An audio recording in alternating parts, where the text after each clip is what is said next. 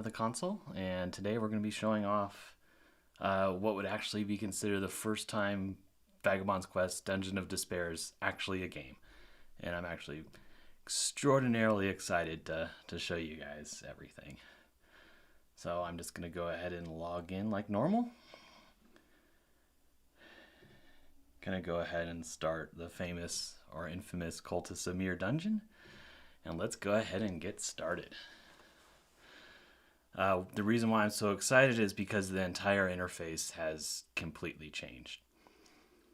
I would say for the first time this is no longer just a tech demo demonstrating what's possible from an AI-powered dungeon, but this is now an actual game. It's no longer a tech demo. So let's go ahead and get started. Xanthia approached the mountain with a sense of unease. The Dragonspine Mountains had always been a treacherous place, full of dangers both natural and unnatural.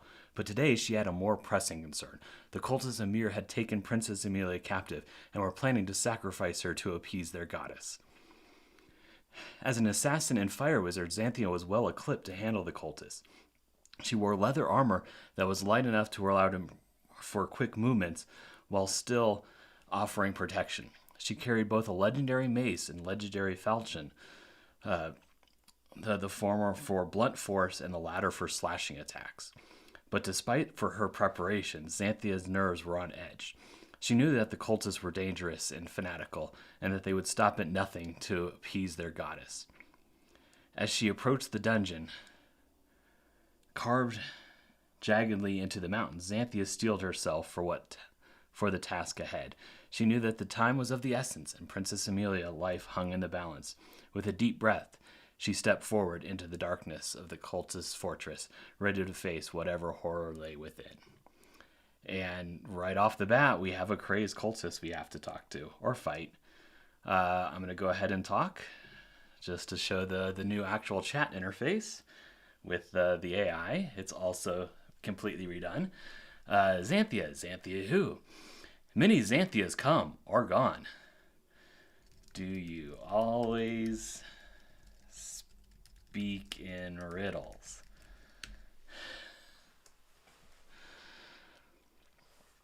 In the shadows we lurk.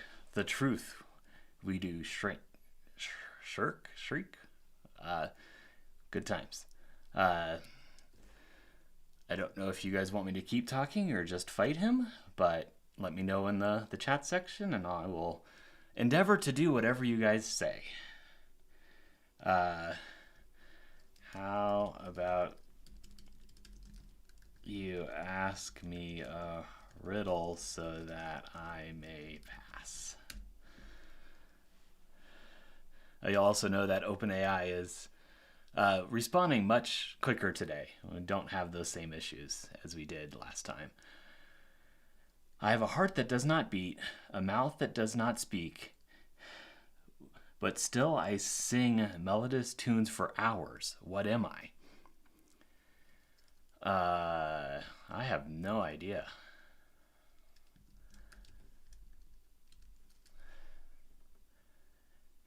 You are wise, that is true.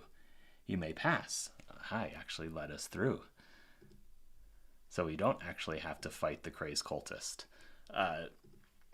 You'll notice on the interface that I can now actually click on the various items that are around. I can also go to any tile that I want to. That's a bug that I need to fix, but we'll get to that. We'll go ahead and start examining the obelisks. See if they offer any clues. Xanthia's gaze is drawn to the massive stone obelisk in the dungeon's northwest corner. The hum of powerful energy emanates from it, causing her skin to tingle with anticipation. As she approaches it, she notices intricate ruins etched into the surface, pulsating with a faint light. The object holds an inexplicable magical power that she cannot yet comprehend. Little does she know that this obelisk is but one piece of a greater puzzle, the key to unlocking secrets that have been long buried within this dark, foreboding place. So nothing too terribly amazing. Xanthia's eyes fixated on the giant stone obelisk in the southwest corner, its surface pulsating with strange energy that sent shivers down her spine. As she observed the intricate carvings etched into the surface, a faint whisper echoed through her mind, luring her closer to the mysterious artifact. It was clear that this obelisk had great power, and in its presence in the Cultus Emir dungeon could only mean that Xanthia was getting closer to uncovering the secret she thought. So no real information there either. Let's keep examining. Maybe it'll tell us some of the order. Xanthia's eyes fixated on the giant stone obelisk that towered over its surface was etched with ancient symbols that pulsated with a low hum of energy. Her mind raced as she tried to decipher the meaning behind the strange markings. Suddenly, she noticed a faint glow emanating from a small crack in the obelisk base, and she instinctively knew that this was the key to unlocking the final mystery of this cursed dungeon. So that one might be the last.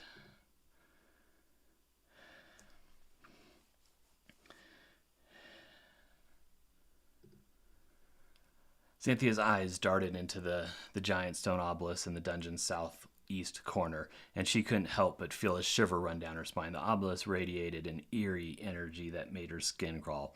But as she looked closer, she noticed strange marking etched into the surface, almost like a map leading to something important. Xanthia realized that this obelisk was just the first piece of a larger puzzle, a clue that hinted at the power hidden deep within the Cultus Emir's dungeon. So, first, last, and we don't know the order of those two. Do you guys have a preference for northwest or southwest for the number 2? And I also want to see if you guys notice any of the other special things that are actually now happening in the graphical interface. As Xanthia tentatively placed her hand on the stone's hand on the smooth, cool surface of the obelisk, she felt a sudden surge of energy course through her fingertips. Suddenly, a brilliant beam of green light shot upwards from the top of the obelisk, illuminating the dark dungeon with an eerie glow. Xanthia stood frozen, mesmerized by the power of the obelisk and the strange marking etched in its surface. But despite the dazzling display of light and energy, the door before her remained locked. Perhaps there was more to this puzzle than she had originally thought. So we will go top.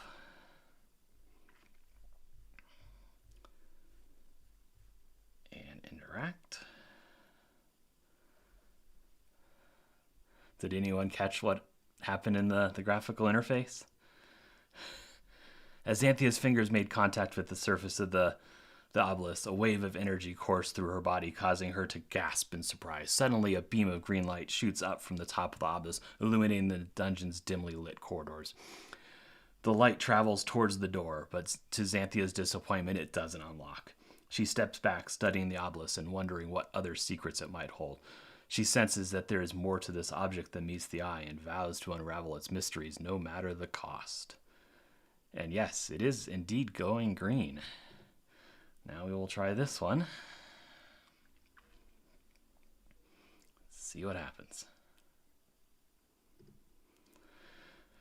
Xanthia reached out and touched this cold stone of the obelisk, feeling a jolt of energy run through her body. Suddenly, a beam of green light shot out from the top of the obelisk, illuminating the room in an eerie glow. The light traveled towards the door, but to Xanthia's disappointment, it didn't unlock it. Instead, it seemed to be a signal, a message that there was more to this dungeon than meets the eye. As she turned to leave, Xanthia couldn't shake the feeling that the obelisk was watching her every move, watching for her return. And now for the last one.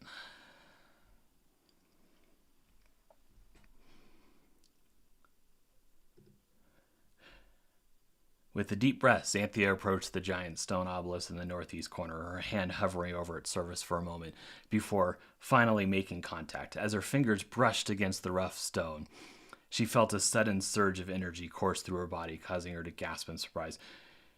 In that moment, a mysterious green light shot out from the top of the obelisk, illuminating the room and joining the other beams of light that had already been activated. With a resounding click, the door in front of Xanthia slowly creaked open, revealing what lay beyond. And notice that all four of the obelisks are still glowing green, and we no longer have a locked symbol on the door. So we will now enter the door, and we've got a cultist we've got to deal with. So I will go ahead and fight, and I will go ahead and put my dots up. If you notice, the dots that they've put up on me are below my character over there.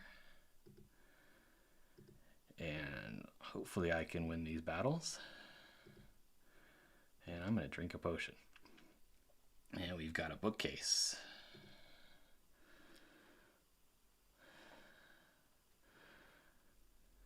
Xanthia's gaze was drawn to the grand bookcase in the east wall.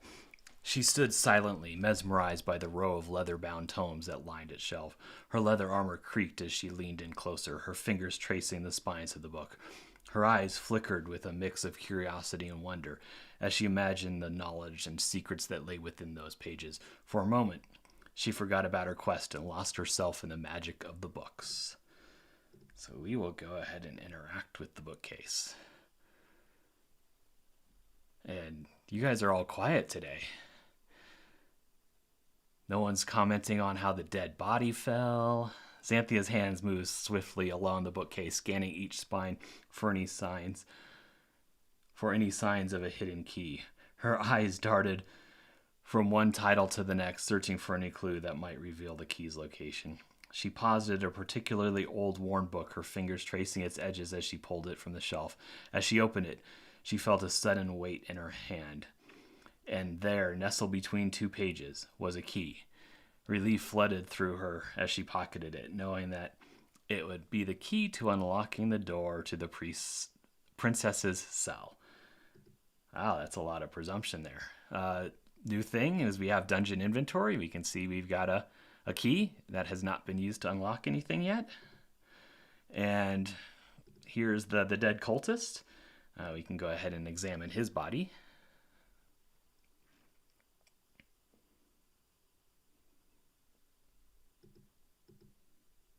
Although that didn't seem to work. Looks like we got an error back. Apparently. Bug number 2 of the day. Best way to find bugs? Demo a product. Xanthia let out a sigh of disappointment as she looted the dead cultist on the floor, finding only a handful of coins in his pockets. She had hoped to find something more valuable, perhaps a clue to the location of the princess she had been sent to rescue. But no, there was nothing of interest in this dark and dank dungeon except for the danger and death. Xanthia slipped the coins into her leather pouch and stood up, her legendary mace and falchion at the ready. She knew that she had to keep moving if she wanted to succeed in her mission. Gonna guess the key is for this door?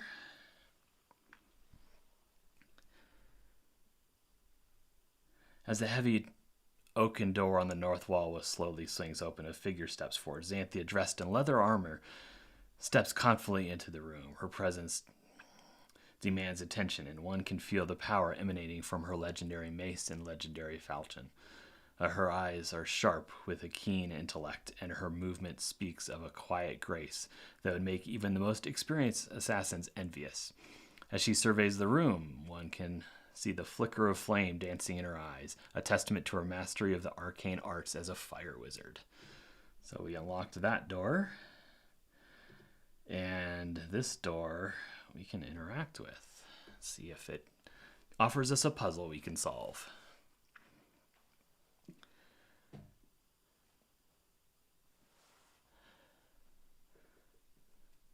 Aha. As Anthea reached out for the rusting iron door on the south wall, her fingers grazed its rough surface and a cloud of orange-brown flakes rained down. The crusted metal crumbled away under her touch, revealing a hidden puzzle. Xanthia's heart raced with excitement and anticipation as she examined the intricate symbols etched into the metal. She knew that this puzzle held the key to unlocking secrets beyond the door, and she was determined to solve it. Her mind raced as she tried to decipher the ancient language and symbols, her fingers tracing the curves and lines of each mark. Xanthia, before use, downs a rusting iron door with 4 levers. Each lever has a symbol etched into it: a crescent moon, a sun, a star, and a lightning bolt. Above the levers, there is a poem inscribed: when darkness falls and light is dim, the sky above will guide you in. First pull the power of the night, then summon the sun's warming light. Last harness the lightning's might. So I'm going to guess crescent moon, sun, and lightning is the 3 levers I have to pull.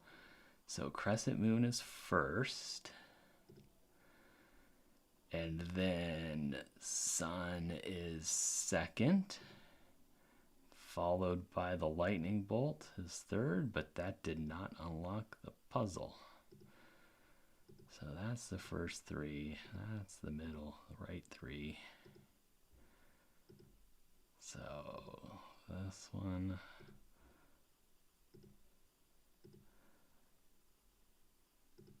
There we go. Good times. Everyone's so quiet today. Come on, chat. Speak up.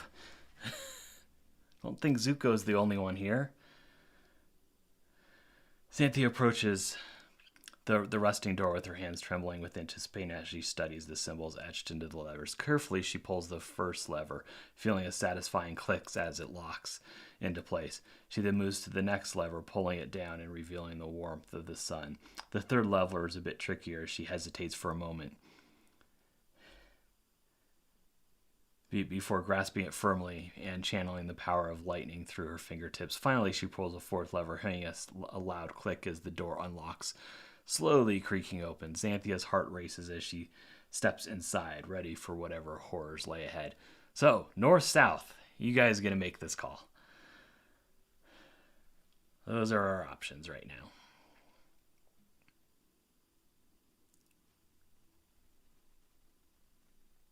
Those are our only options at the moment.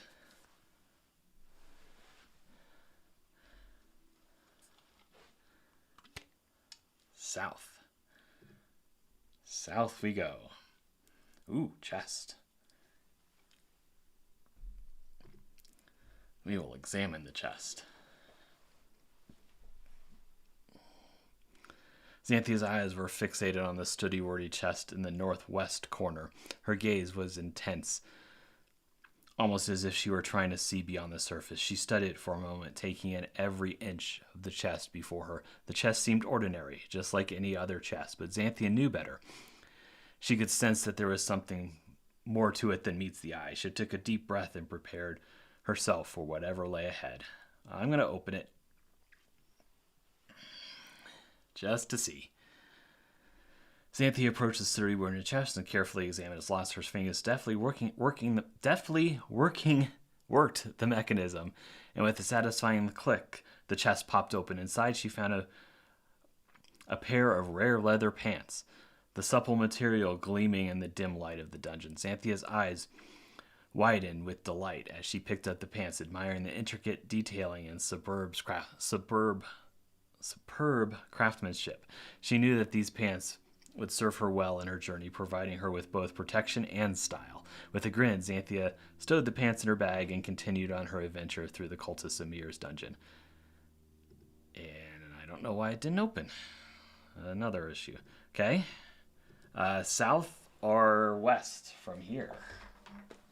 As I need to start drawing a map, since auto mapping is not a thing yet. Eventually it will become a thing.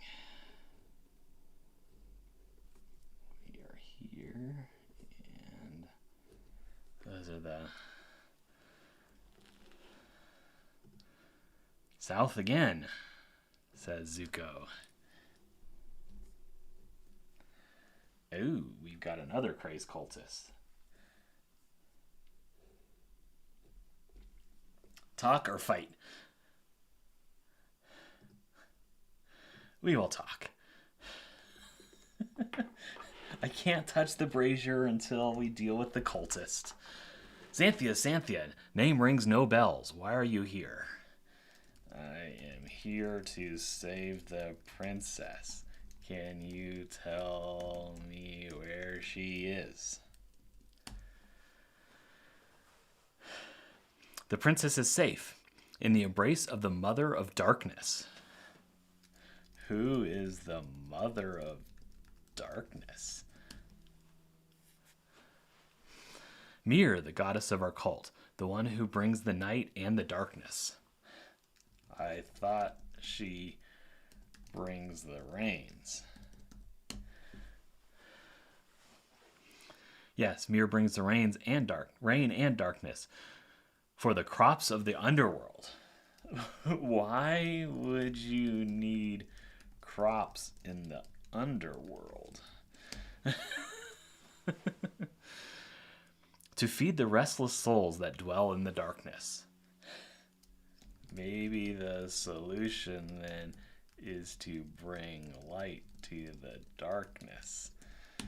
I'm just having fun with NPC conversations right now. Light cannot penetrate the darkness of the underworld. Our goddess Mir gives us comfort and protection in the darkness. How can there be comfort in darkness?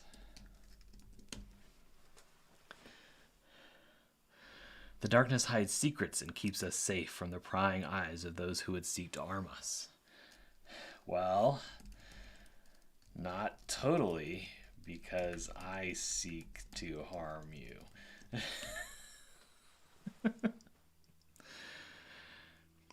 We cultists are not so easily harmed. Our goddess Mir protects us from those who would seek to do us harm.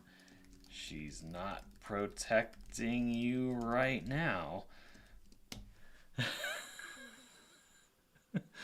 The goddess Mir works in mysterious ways.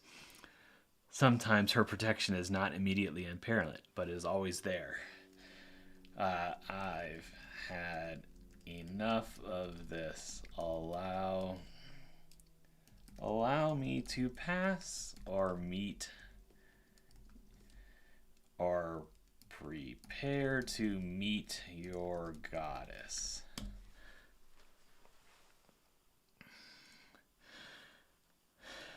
The sacrifice of Princess Amelia's ascension to the continuation of our cult in the favor of the goddess Mir. We cannot allow you to pass. Fine, we will fight you. And I will just go ahead and move to him and do what I always do.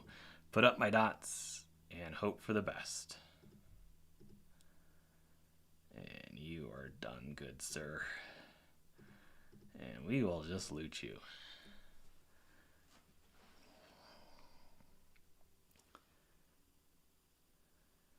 As Anthea made her way deeper in the dungeon, she came across a room filled with the bodies of crazed cultists. The stench of death and decay was overwhelming, but she knew that she had to push forward if she wanted to rescue the princess. She cautiously approached one of the dead cultists lying on the floor, her mace and falchion at the ready, in case any of them were merely pretending to be dead. She searched through his belongings, finding only a handful of coins in his pockets.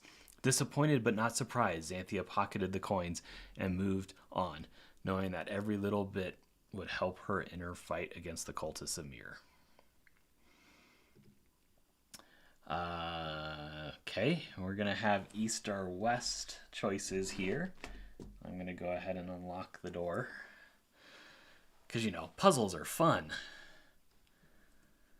Puzzles are lots and lots of fun. As Anthea approached the rusted iron door on the west wall of the dungeon, she reached out and touched it. As her fingers grazed the surface, flakes of rust fell away, revealing a strange and intricate puzzle. Xanthia's eyes widened as she studied the symbols etched into the metal. She could feel the weight of her legendary mace and falchion at her side, but she knew that they would be of no use here. This was a test of her intelligence, her wit, and her cunning. Xanthia took a deep breath and began to unravel the puzzle before her. Xanthia, in front of you stands a rusting iron door with 4 levers on its side. Each lever has a different symbol etched into it. A sword, a shield, a crown, and a dragon. Above the levers is a poem inscribed on the door. First the sword to slay the foes, then the shield to block their blows, next the crown to rule with might, and last the dragon takes flight. You just gave me the ones in the order that you gave me. I don't think that's the solution, so I'm gonna The order of the symbols in the poem is not random. The solution involves pulling more than one lever. The correct order is not based on the importance of the symbol, but rather the sequence in which they appear in the poem. Pull lever 2, then lever 3, and then lever 4. Okay. I will do what you tell me. 3, 2, 3, 4.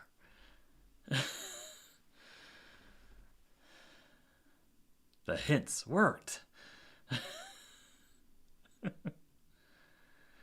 Xanthia approached the rusting iron door and studied the 4 levers on its side. She noticed that the symbols etched into each of them and recalls the poem inscribed above, and with a confident hand she pulls the second lever, the one with the shield symbol, and then she pulls the third lever, the one with the crown symbol, and finally she pulls the 4th lever, the one with the dragon symbol.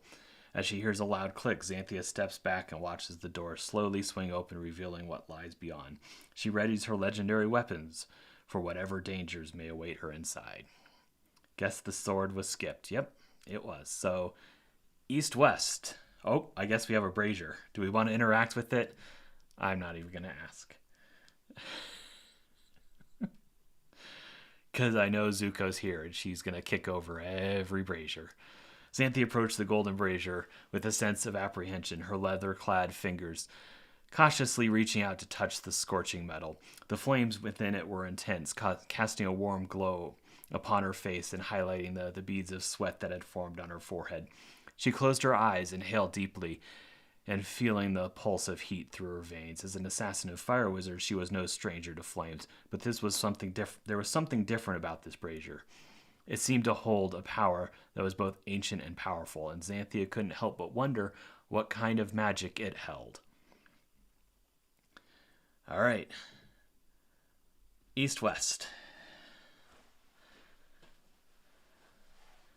And if you guys are wondering, yes, time will pass as you just randomly move through the dungeon.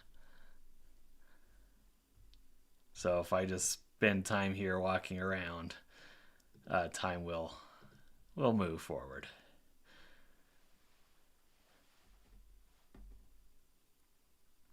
West. West through the door it is. Ooh, another chest.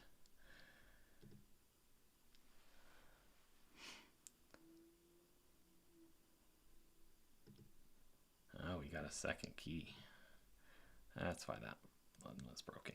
Xanthia's eyes were fixated on the sturdy wooden chest in the southeast corner of the dungeon. She noticed that it appeared to move slightly as the light shifted, causing her heart to race with anticipation.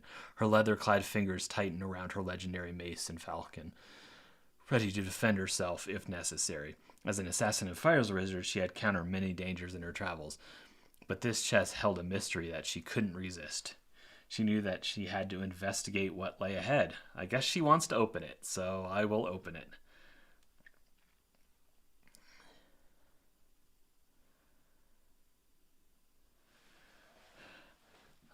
Last action. Xanthia slowly approached the sturdy wooden chest, her heart pounding with excitement and fear. She gripped the lid tightly and lifted it, revealing a dark and musty interior. Suddenly, she heard a low growl coming from inside the chest, and before she had time to react, the chest transformed into a hideous man-eating monster. Its jagged teeth gleamed in the dim light, and its massive jaws snapped shut with a deafening roar. Xanthia stumbled backwards, her hand shaking as she tried to summon her fire magic, but it was too late. The monster had already begun to advance on her with ravenous hunger in its eyes. Yep, I'm going to light the dude on fire. And I'm going to drink my potion because I don't want to die. And just in case you're wondering, the chest did vanish. Because it is now chasing me, trying to eat me.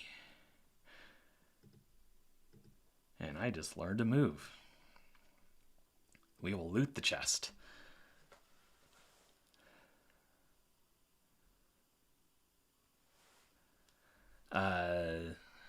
Xanthia, with a cautious step, entered the cultist mirror dungeon. She surveyed the room, noticing a dead mimic on the floor. With her weapons at the ready, she approached it, checking for any potential threat. Satisfied that it was safe, she knelt down and examined the creature. She carefully pried its mouth open and found a handful of coins inside. Xanthia sighed in disappointment. Her expectations were higher than this measly loot. Nonetheless, she picked up the coins and added them to her growing collection. She knew that every little bit would count for her mission to rescue the princess. All right. I guess we go north, because that's the only option from here.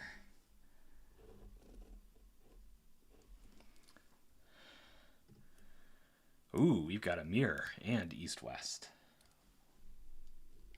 Well, we know where east goes. There's a mirror on the wall, though. We will examine the mirror.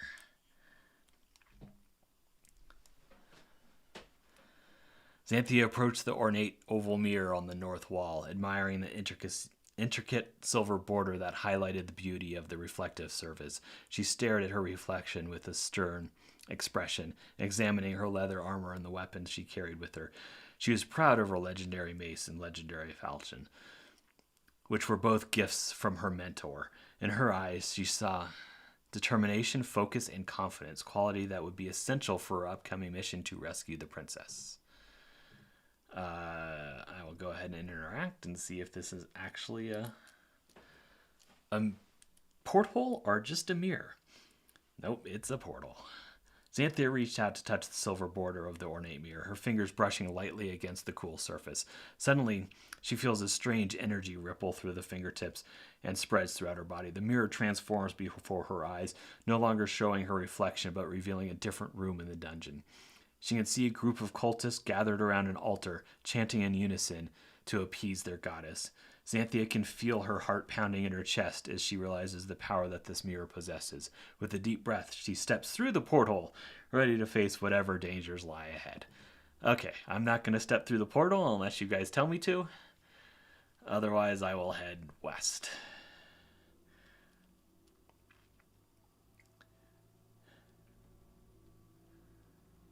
But this feels very much more like a game now, at least to me playing it.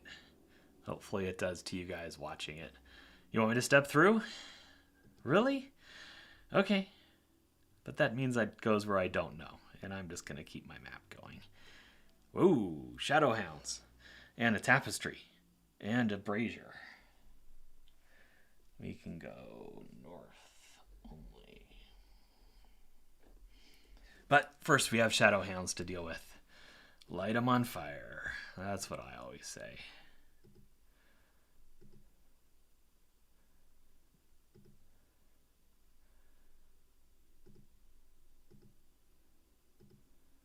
Oof, these shadow hounds are tough.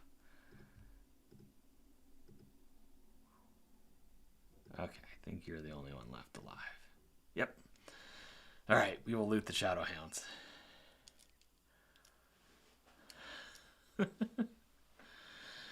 Xanthia cautiously made her way through the cultist's mirror dungeon, her flickering torch catching an eerie shadow. She had faced many dangers before, but the cultist's dark magic and twisted beliefs made her skin crawl. As she crept through the shadowy corridor, she heard a low growl followed by a snarl. Without hesitation, she drew her legendary mage and falcon and prepared to fight. The hound lunged at her, her sharp teeth glinting. That makes no sense, Mr. AI. I will have to work on that prompt, apparently.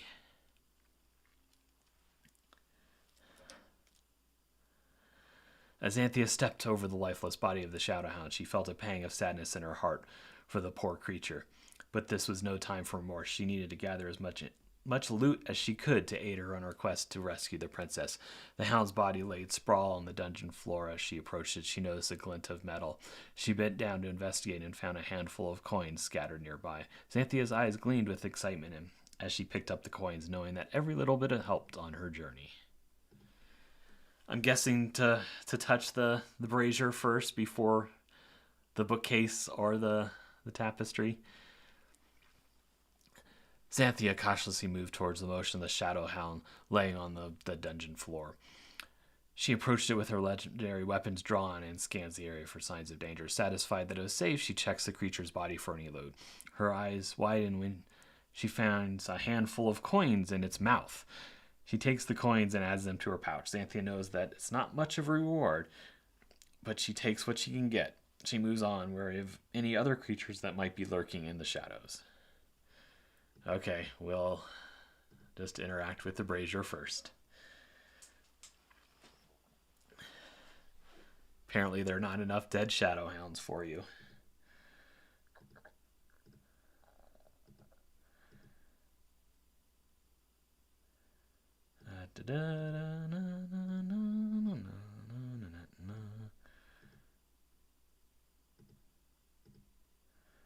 Drink my potion. And go ahead and kick this shadow hound's butt.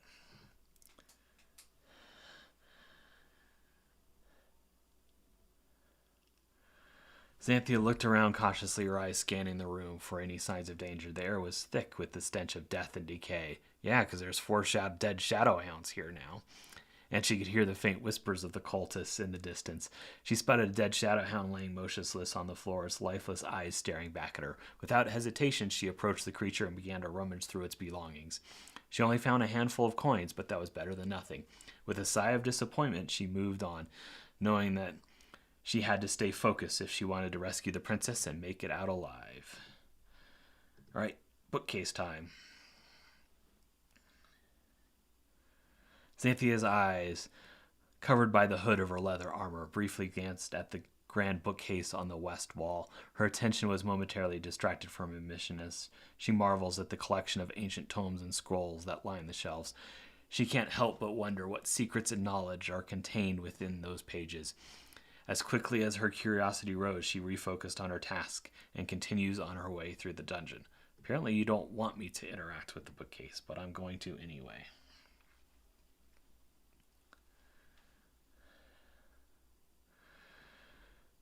Xanthia's fingers run over the spines of the books, searching for one that could provide her with insight into the cult's practices. Her eyes fall on a particularly interesting title, Lies, Rise, and Fall. She pulls the book off the shelves and flips through its pages, her heart racing as she reads about the mythos of Lithe, the young prince sacrificed to the mirror by the cult.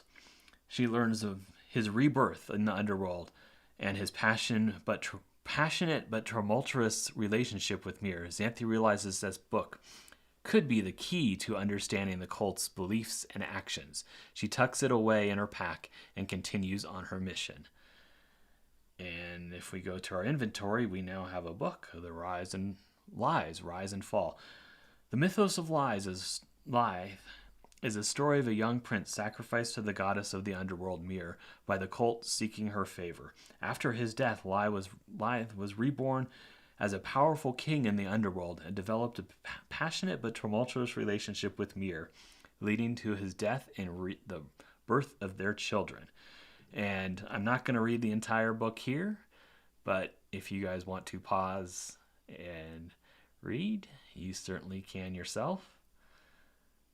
But the book is there for anyone that cares about the lore of the dungeon that we're in. And we can go to the tapestry. We will examine it. As Xanthia's eyes fixated on the tapestry of the underworld, she couldn't help but feel a sense of longing. The vivid colors of the tapestry depicted hundreds of souls being led by angels to their afterlife, where they were finally at peace. Her gaze lingered on a young woman with outstretched arms, her face illuminated with pure joy. Xanthia's heart ached with a desire to experience the same blissful afterlife, but she knew that she had to fulfill her mission first and rescue the princess from the cultists of Mir's dungeon. And I go ahead and interact, because why not? Xanthia tentatively reached out and brushed her fingers against the tapestry, feeling the rough weave of the fabric beneath her skin. As she traced the outlines of the figures on the south wall, she felt a sense of longing wash over her. The vivid colors and intricate details of the tapestry were mesmerizing, and for a moment she forgot about her mission to rescue the princess. She imagined herself as one of the souls being led by the angels to a blissful afterlife, free from all the struggles and hardships of the mortal world. But as quickly as those thoughts came, she shook her head and refocused on her task at hand. So nothing interesting in the tapestry. So we will go north. More shadow hounds. What is up with all the shadow hounds? Apparently they want us to get the tail bounty really soon. Light you on fire, light you on fire. Stab you. Oof, you guys are tough.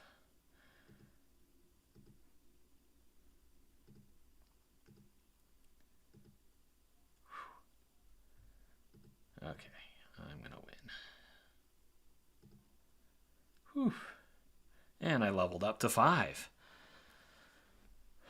Alright, we will loot because we can. Although I think I'm going to stop reading the loot descriptions because I think I've got a little work with ChatGPT integration there.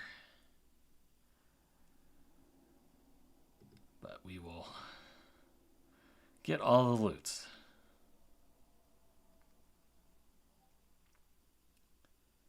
Good times. We will examine this portrait or this tapestry.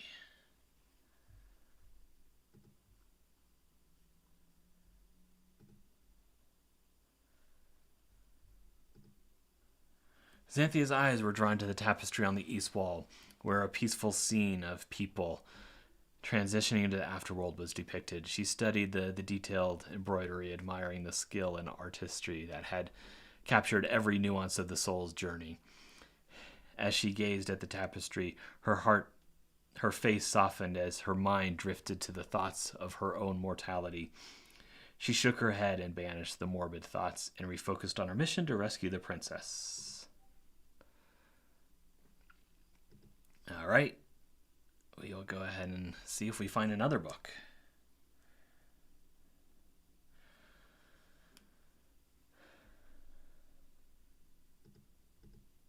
Up. That's red text. That is problem with Riddle. There's the third bug of the day. All right, we will go west. Ooh, desk, mirror, lots of things in this room. But first, Shadowhound. Welcome, Lance. Glad you can join us. Although you might be watching from the beginning. Who knows? All I know is I will keep doing things. And showing off this fun game that I have created.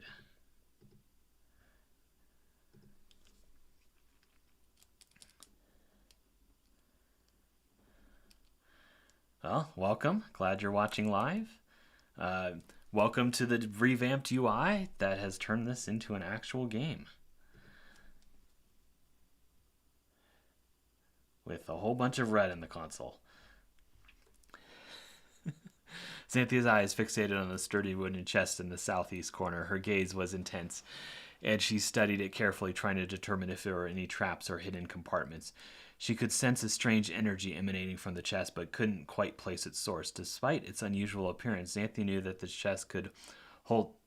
chest held something important, something that she could aid her on her quest to rescue the princess. All right, we will go ahead and open. As Xanthia made her way towards the chest, her heart pounding with anticipation, she cautiously opened it and found only a handful of coins inside. Despite disappointed, she sighs and she closed the chest, tucking the coins into her pouch. She knew it could have been worse. The chest could have been booby-trapped or guarded by some fearsome creature. Still, she couldn't help but feel a twang of frustration. She had hoped to find something more valuable to aid her in her quest. With a final glance at the chest, Xanthia turned to continue on her journey, determined whatever else she saw. There's a couple more AI integration issues because 2 chests gave us keys but did not describe us getting keys. All right, we will interact with this one.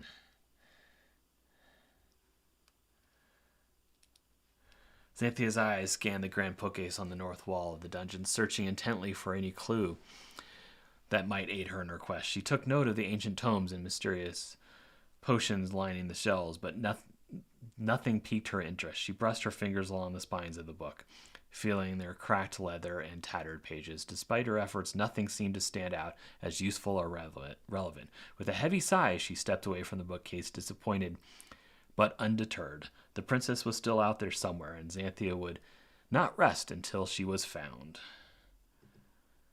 All right.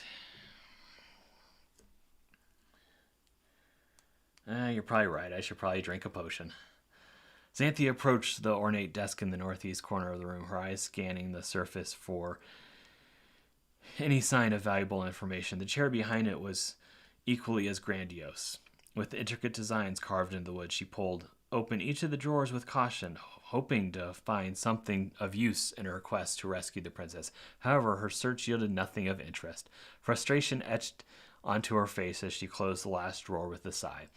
With a shake of her head, she moved on to explore the other areas of the dungeon, determined not to give up until she found what she was looking for.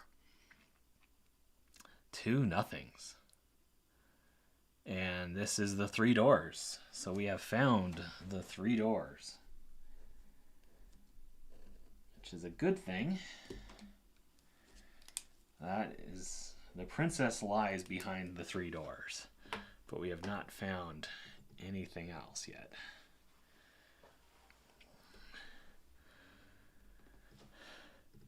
All of the graphics are kind of on the cute side. It's very old school. All right, I am heading back to one of the paths we have not gone down yet.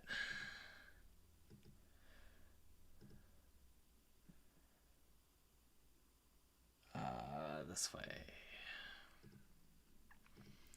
We have not been here yet. Chest. Lots of chests in this run. Xanthia's eyes were fixated on the sturdy wooden chest in the southwest corner. Her brow furrows as her keen senses tell her that there is more to this chest than meets the eye. She studies it intently, analyzing every inch of the wood grain and the intricate lock mechanism. Her hand hovers over her legendary falcon, ready to unsheath it if necessary. She knows that danger lurks in this dungeon, and she is determined to be prepared for whatever comes her way. All right, I will just go ahead and open, because why not? What's the worst that could happen? Xanthia is relieved when she finally cracks the lock of the sturdy wooden chest, her heart racing with anticipation as she slowly lifts the lid. She's met with disappointment when she sees that the chest only contains a handful of coins. Xanthia's face falls as she realizes that her efforts have been in vain. She quickly pockets the coin and turns to leave, determined to find something more valuable in this dungeon. Despite her disappointment, Xanthia remains focused on her mission to rescue the princess and return home safely. So this way is a dead end, which means we only have one way left.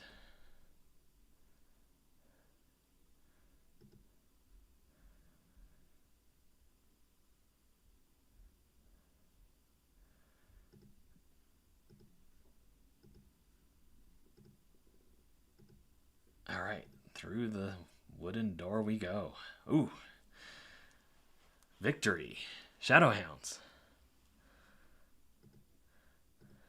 More Shadowhounds. You get a Shadowhound, and you get a Shadowhound.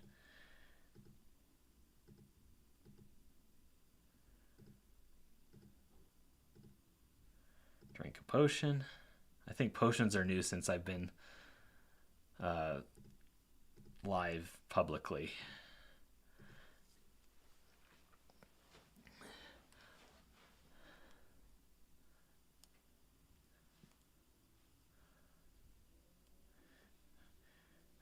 We know this. We know that the loot is loot.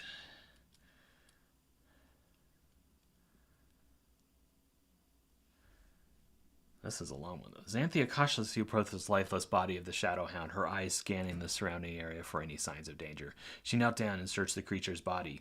She could feel her heart racing with a mixture of excitement and fear. Carefully, she reached into the hound's fur and retrieved a small handful of coins. Disappointed with the meager amount of loot, Xanthia let out a sigh. She had been hoping for something more substantial to aid her in her journey. Nonetheless, she knew that every coin counted and tucked them away in her bag. She rose to her feet and reached out to continue on her quest. We have a fountain.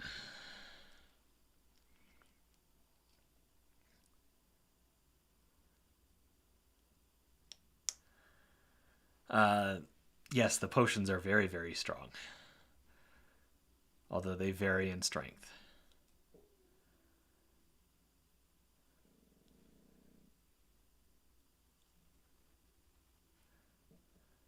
Come on, OpenAI. You can respond.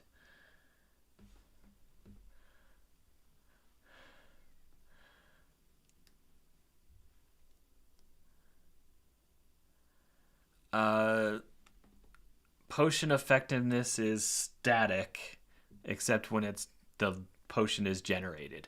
So a potion will heal anywhere between 50 to 100% of either HP or SP.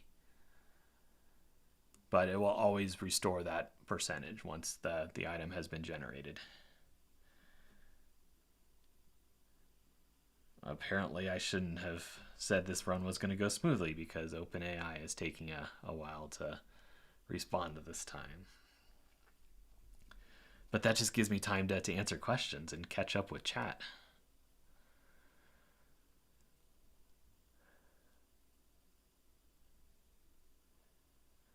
Nope, potions are just like any other item.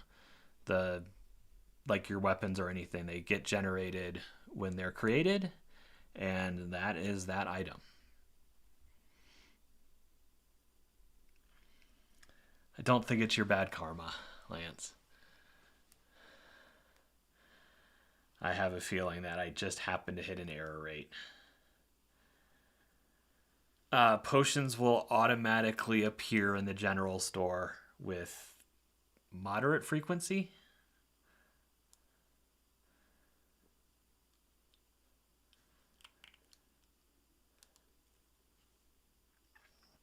Spin, spin, spin. We probably have to wait for the 5-minute timeout, which will be 2 more minutes. But I guess this is where I can ask you guys, what do you think of the revamped UI and the old school RPG feel of the game?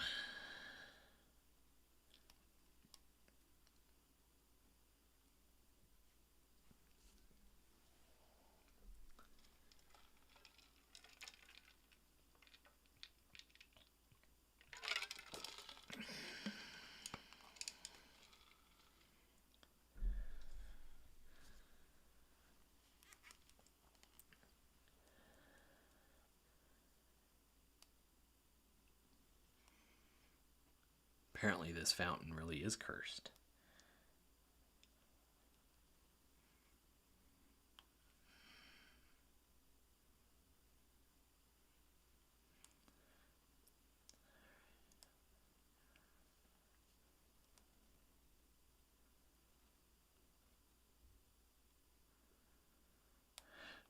Cursed enough to break ChatGPT, apparently.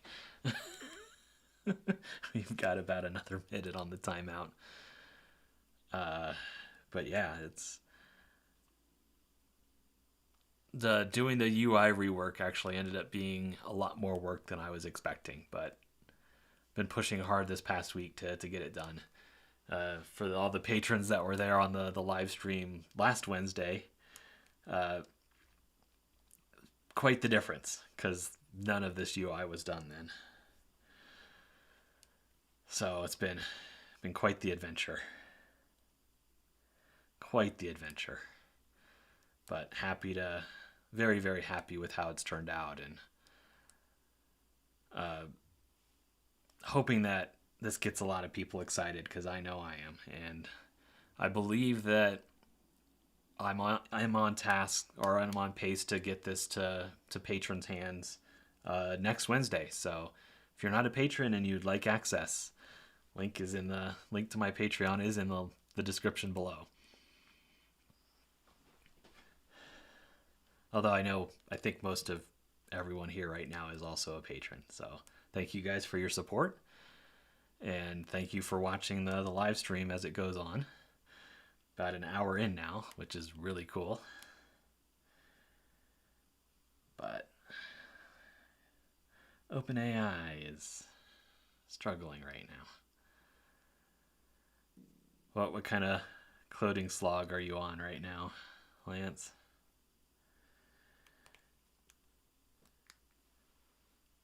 It's always exciting. Coding slogs are always fun. All right, we should have made another request, which makes me wonder.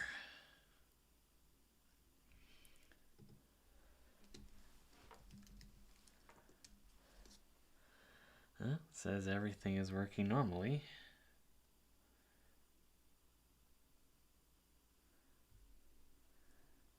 But I've still got a request outstanding with them.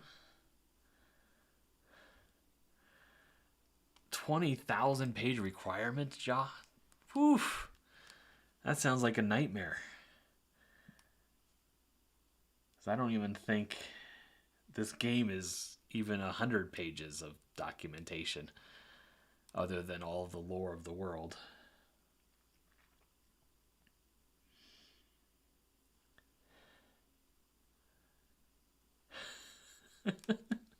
I think I'm the one to blame for breaking it because I was the one that wanted to examine the cursed dungeon or the cursed fountain. That's got to be one complex project, though, if it's 20,000 pages of requirements. I hope you're not the only one translating those 20,000 pages of requirements into actual code that can execute.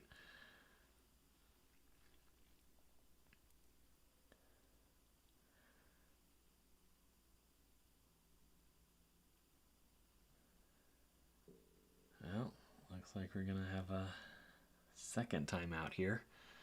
And the run was going so smoothly, too. Well, hope you get through it. And for the people listening, don't forget to push the little like button because that always helps, and always appreciate the support.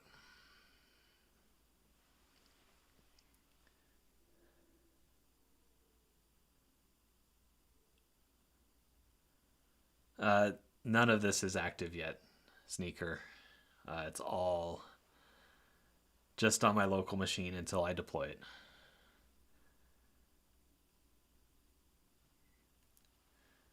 So it won't be there until this all goes live.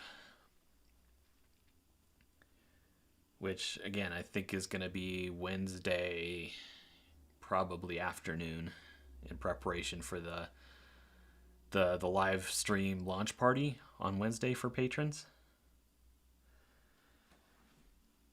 And I've got a few more UI tweaks to do, and the auto mapping,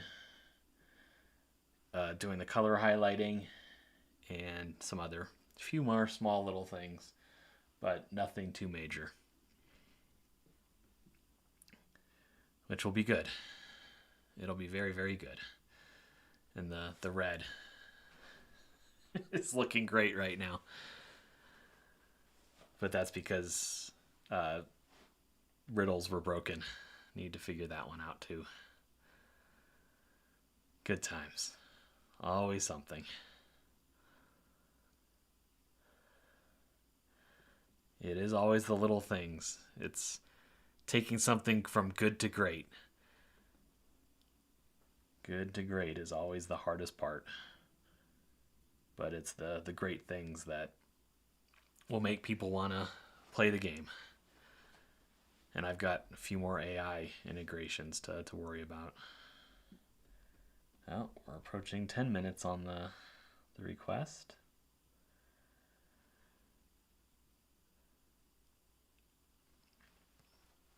There's a reason why I leave the console open, is so I can catch the errors right away.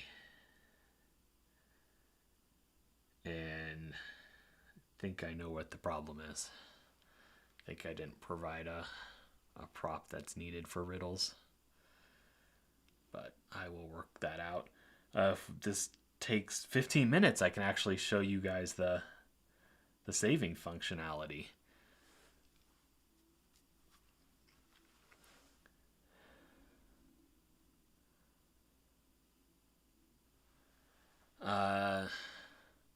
I hope it's going to do really well. Hey, it finally came back. Xanthia's gaze lingered on the inky black liquid of the fountain, its stench filling her nostrils with a sickening corruption. She knew what it was, for she had encountered it before in her journeys through the cultist labyrinth. This was the third and final item of her quest, and the one that would provide her the key of unlocking the princess's cell. With a deep breath, she steeled herself and prepared for whatever horrors lay ahead. Great. We have 4 exits out of this room, which is amazing, and we have the dark fountain. That took a long time to come back. Hopefully this is not a continuing thing. As the door opens, Xanthia steps forward, her leather armor creaking slightly with each movement. With one hand on her legendary mace and the other on her falchion, she surveys the dimly lit dungeon with her sharp gaze. Her long, fiery red hair is pulled back into a tight bun, revealing a determined expression on her face. As an assassin and fire wizard, Xanthia is well equipped for any challenges that may come her way. She steps confidently in the dungeon, ready for whatever dangers may lurk in the shadows. So we open that door. I guess one of the questions I have for you guys is the locked, where it has the little key, versus unlocked. Let me go ahead and open the door so you can see it change from locked to unlocked.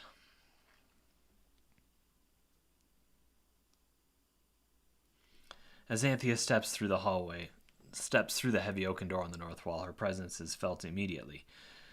Leather armor clings to her lithe frame, the sound of her footsteps ringing with each step. The legendary mace and falchion on her hips glint in the dim light, evidence of her formidable combat skills. Her eyes scan the dungeon, taking in every detail with her keen eye.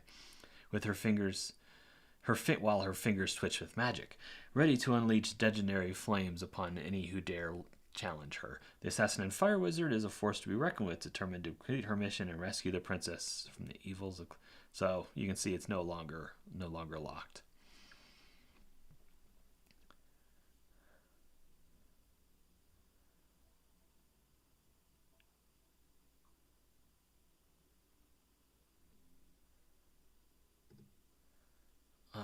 Okay. Which way do you guys want to go? North, east, or west?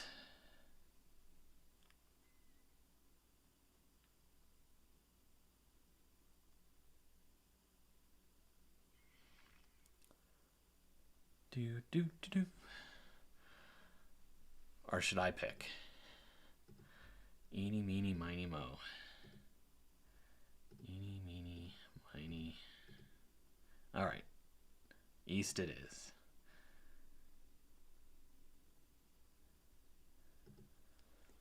Ooh. What is that? That's wrong.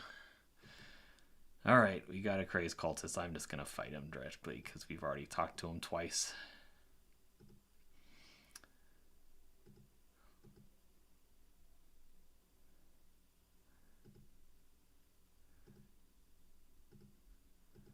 This has been the crazed cultist dungeon. Drink a potion because I don't want to die.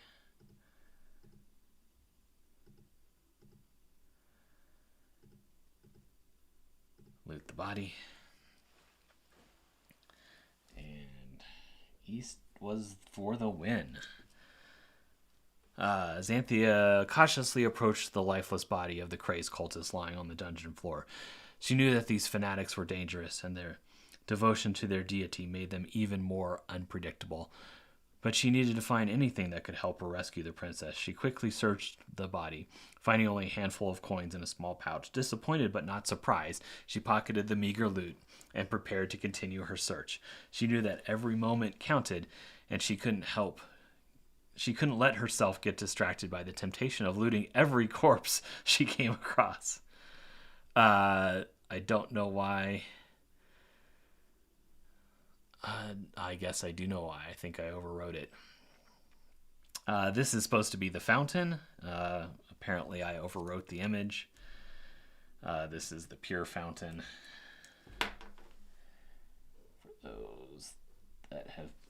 been here before. Xanthia stood silently, mesmerized by the tranquil beauty of the fountain. She couldn't help but feel drawn to the purity of the sparkling water, imagining the cool, soothing sensation against her skin. But deep within her, she sensed an unyielding power emanating from the fountain. It was as if the water held a secret, a piece of the puzzle that would lead her one step closer to her ultimate goal. She knew she had to retrieve it no matter the cost. All right, and we've got the altar.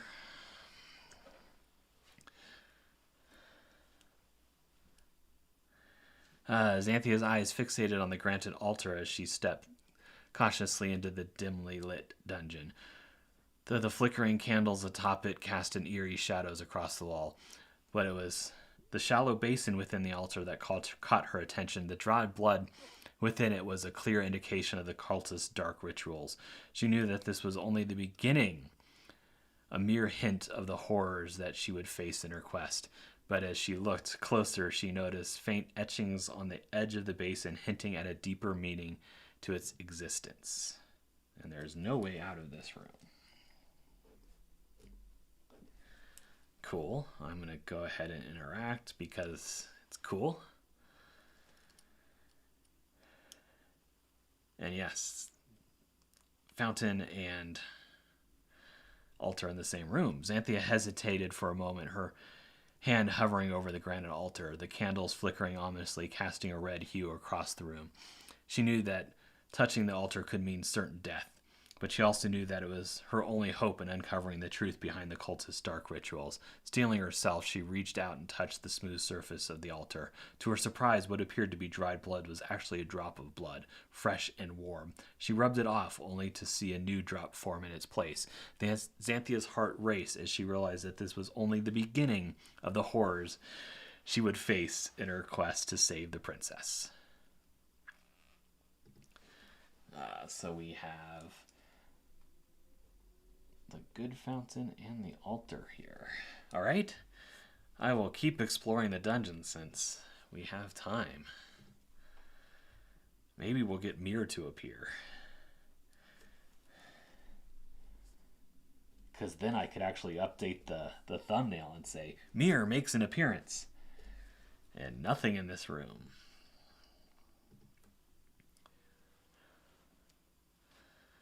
That won't actually happen. It cannot place two items at the same room location. It's smarter than that. Xanthia approached the rusted iron door on the north wall of the dungeon with caution. The metal was cold to the touch, and as she applied pressure, flakes of the rust fell away, revealing intricate carvings etched into the surface. It was clear that this was no ordinary door, but a puzzle waiting to be solved. Xanthia's sharp mind, quick reflexes, kicked into gear as she studied the symbols etched into the metal. Her hands moved quickly, manipulating the different pieces until she heard a satisfying click, the door creaking open to reveal the pathway forward. Xanthia, you come across a massive stone wall with a rusting iron door in the middle. Above the door, you notice 4 rune stones glowing with ancient symbols as you approach. You can see that there are 4 slots on either side of the door that fit these rune stones perfectly. However, it seems that the rune stones are placed in the wrong order. The sun sets on the water's edge. Purity shines, bright as we pledge. Corruption lurks in the shadows, and the sun rises again to the follows. So I'm gonna guess water, sun in the last, and that's purity and corruption, so that's not right. Reverse these. So sun shines on water's edge, purity, corruption. Nope, we'll take a hint. 1 ruin stone represents the source of life. 2 ruin stones represent opposing forces that must be balanced. The last ruin stone represents the inevitability of all things. Okay, so it's water, sun, purity, corruption. Interesting. It's not what I would have thought from the the poem, but that's why hints are there.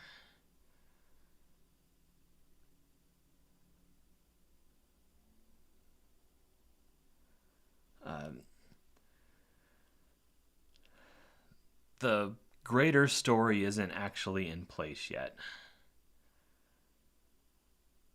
Just individual dungeons that have their own story that they're trying to tell.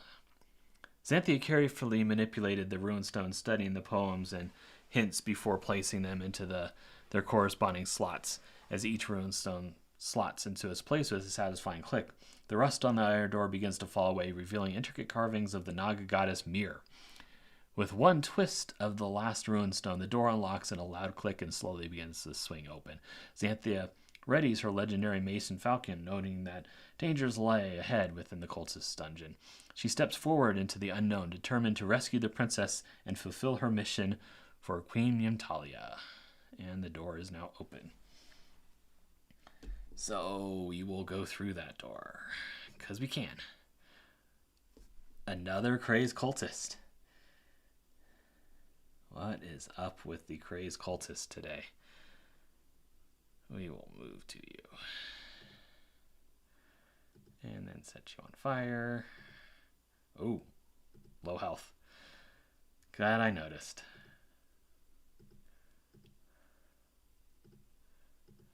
You guys should be screaming at me saying, "You're almost dead.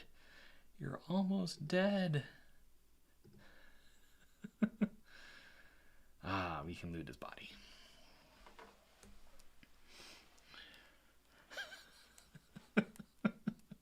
I think Zuko's right. I think he keeps coming back to life because Mir resurrects him. Interact. Nothing. No Shadowhound.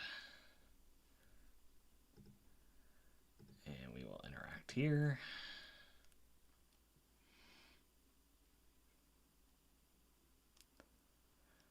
Yes, using hints does lower the XP reward of the puzzles.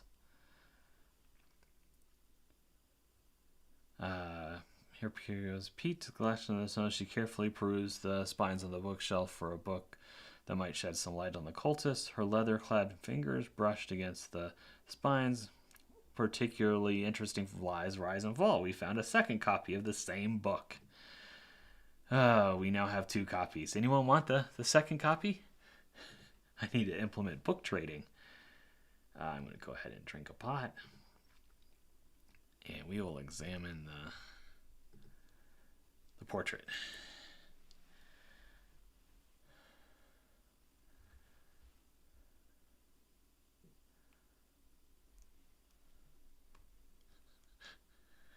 Collecting a second. I think you can only get one set.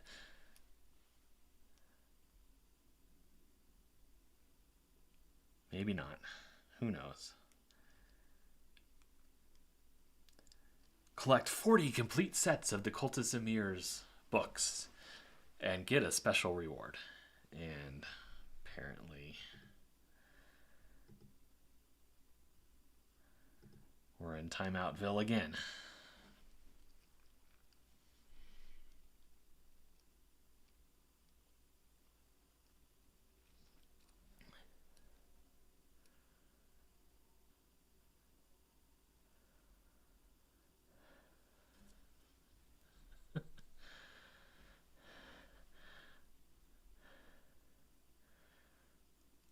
Some of the collections will unlock special dungeons.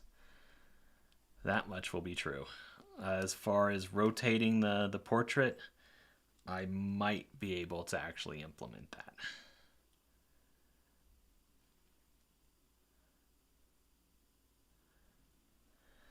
That might be something I can do. Maybe. But only if you guys smash the thumbs up button on the video. Because, we'll do anything for likes.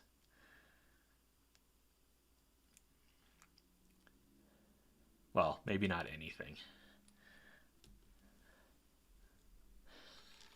Because anything is a little broad.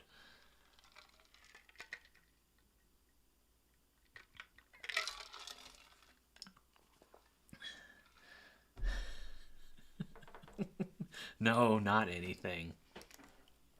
But I will implement features for likes.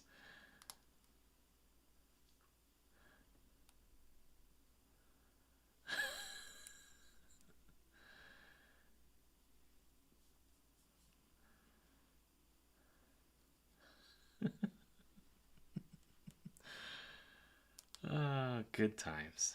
Good times. I don't know why Murphy is so strong with live demos for YouTube. They aren't even reporting errors. But this is just hitting the error on their back-end system where it doesn't come back to us. And then we have to wait for the timeout.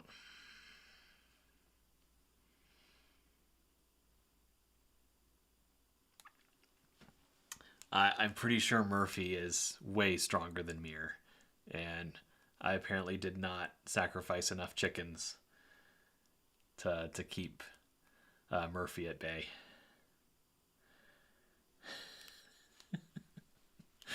Murphy is the Giga Boss for sure. He is the one that holds all the power, especially during demos.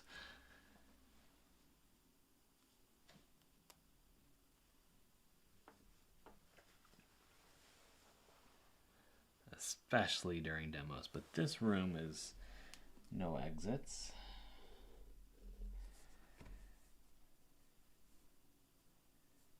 7, 8, 9, 10, 11, 12, 13, 14. I am not giving up my soul just so Murphy stays at bay. I will keep my soul, thank you very much. I will fill the dead air time with jokes and humor and smiles and begging for likes before I give up my soul. I think my soul is too valuable. But that's just me.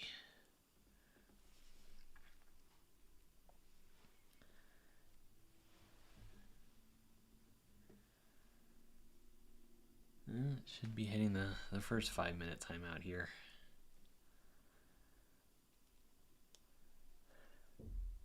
Smiles do win every time. If only Smiles could defeat Murphy.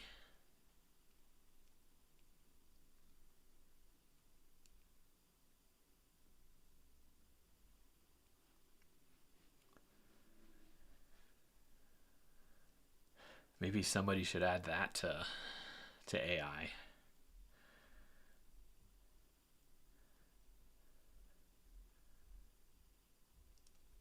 Where the AI can actually smile at you.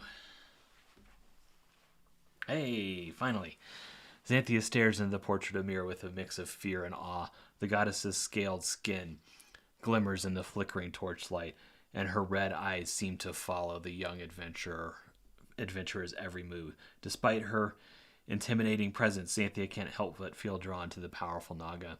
She wonders if Mir could grant her the strength and skill she needed to rescue the princess from the clutches. Well, gotta interact with the painting. Gotta do it. Xanthia reaches out and touches the portrait of Mir, her fingers brushing against the rough canvas. The goddess's image looms over her, powerful and regal as she gazes down from the east wall of the dungeon. Xanthia feels a shiver run down her spine as she makes contact with the painting. It's as if Mir's presence is somehow imbued in the very fabric of the artwork. She can almost imagine the Naga's cold, calculating eyes boring into her soul, judging her worthiness. For a moment, Xanthia wonders if she's made a grave mistake coming here alone. All right, so nothing else in this room. We only have this room. And we've got more than this. So we will enter here. Ah, lots of cultists. I'm going to meet my death here, I think. Look at all those dots on me. Oof.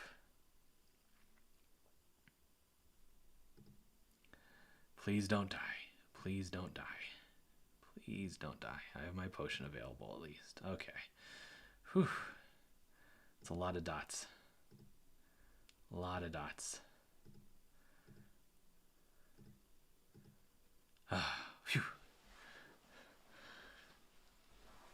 Whew. I will loot the bodies because I think this was a dead end.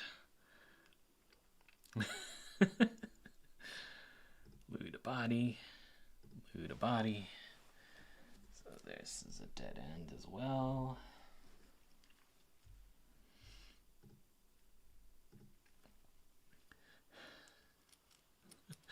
Sneaker wants a loot all button. Probably should add that. Alright. So all the bodies have been looted. There's nothing else here. Alright. Alright, we'll go to the last known location. Ooh, we've got a desk and we've got a force field over a door. And another bookcase. Ooh.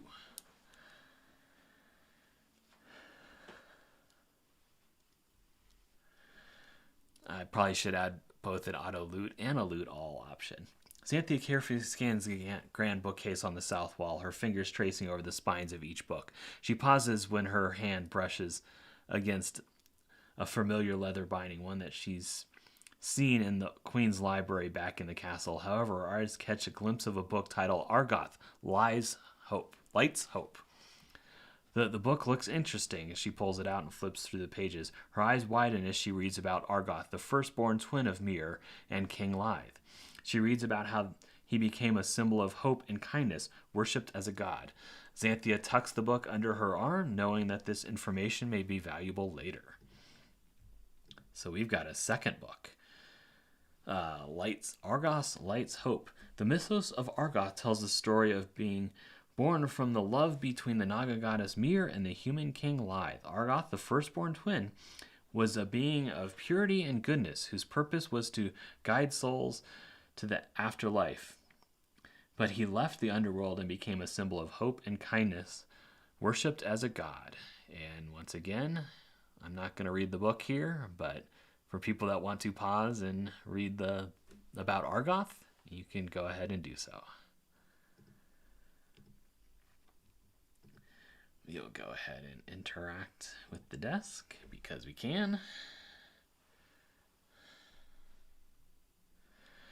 Xanthia quickly made her way to the southeast corner of the dungeon, where she had found an ornate desk and chair.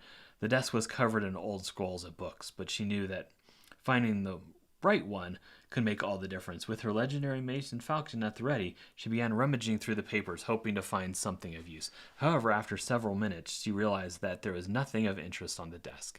Disappointed, she moved on to search other areas of the dungeon, determined to find the princess and complete her mission for Queen Yamtalia. And I keep hoping Mir's going to make an appearance, but no such luck. As Xanthia approached the portrait of Mir ruling the underworld, she couldn't help but feel a shiver run down her spine. The goddess's half-snake, half-woman form was depicted in intricate detail, from the scales on her tail to the fiery eyes staring out from the canvas. Xanthia reached out to touch the painting, her fingers tracing the outline of Mir's face. Despite the danger that lay ahead, she couldn't help but feel a sense of awe and the presence of such power. But beneath that awe lay a sense of determination. Xanthia was here to rescue the princess, and nothing would stand in her way. And we've got some sort of force field over this door.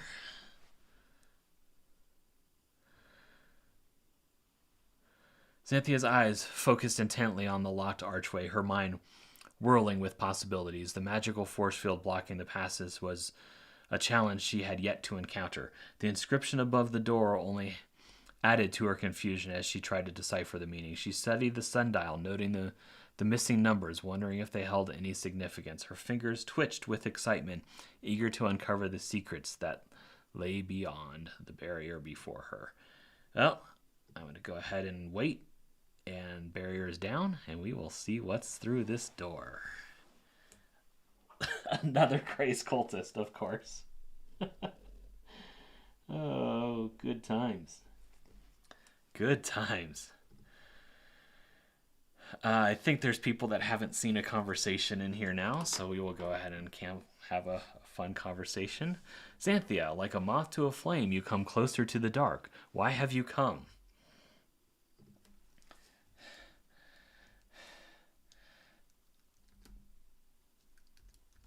Wisdom I seek. Darkness I fear not.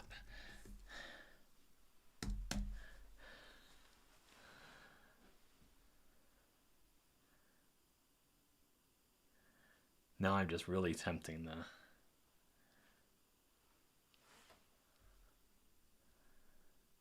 Now I'm really just tempting Murphy. Should have just fought him. Because normally these are super quick.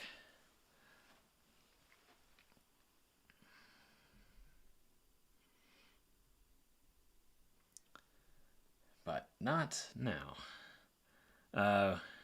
Where did you spread the word, Lance?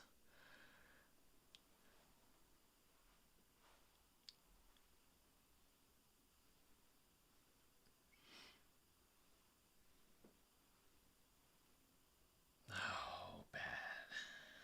Bad, bad, bad. Should have just killed him.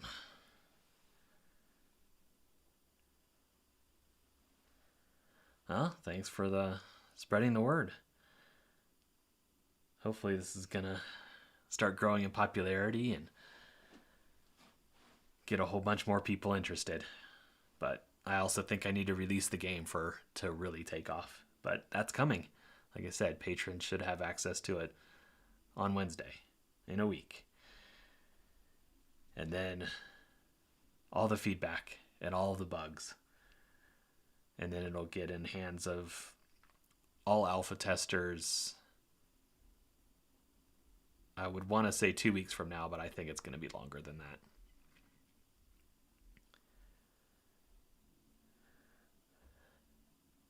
Good old ad campaigns. Hopefully the game's good enough where it's just word of mouth rules the day.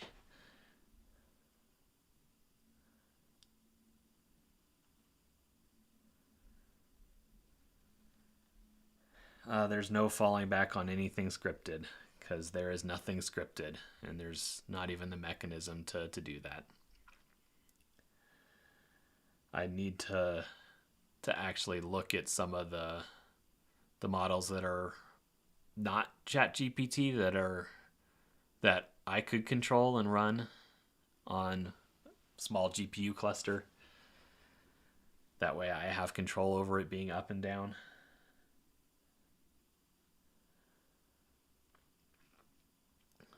But there is no mechanism for it to go to scripts, since it was designed from the beginning to integrate with AI.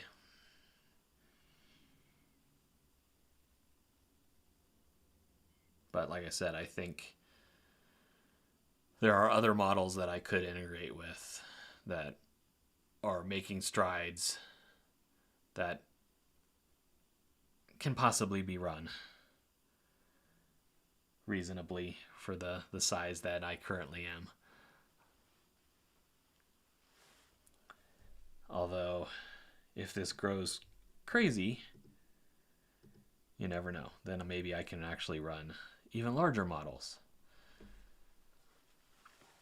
But none of them have been comparable to ChatGPT yet, from what I've seen, which is what makes this very, very hard.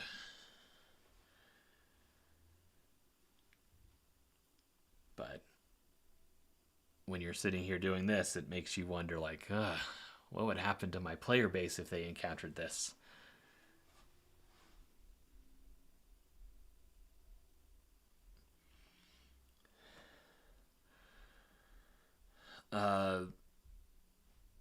Local cluster could be the backup. I could also sit there and look at other large language models that offer APIs as possible backups. But the issue with that is most of them need special prompts to actually work properly. So it'd be like doing an integration with each of them separately. which that's a down the road problem. Right now, I just want to get this out to the public using ChatGPT and see how it goes.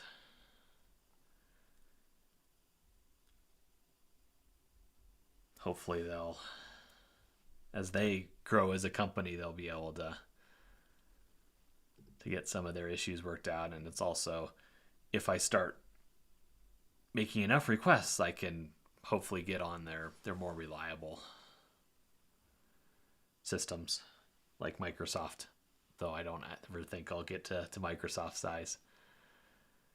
But, as a higher paying customer, maybe they have clusters that are specific to them. The wisdom lies within the darkness. What is it that you seek? I'm just going to fight so we don't have to deal with that again.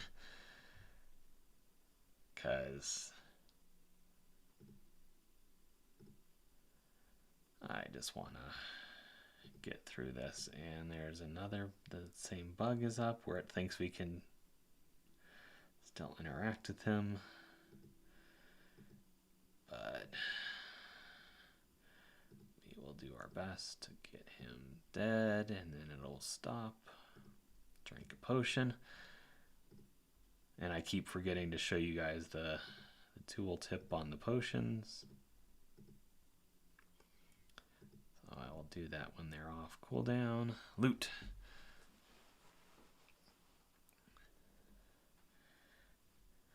Xanthia cautiously approached the lifeless body of the crazed cultist lying on the cold dungeon floor. With a quick glance around the room, she knelt down, and disappointed that she only found coins.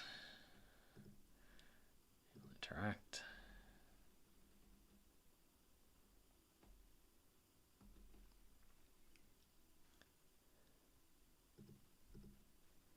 And it's a riddle again. That breaks. So, nothing of interest there. And we have the dungeon. So, we now have to make our way back to the 3 doors.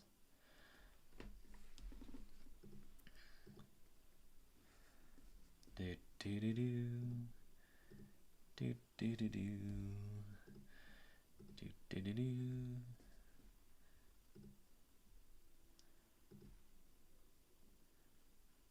And now this way, and this way, and we will examine.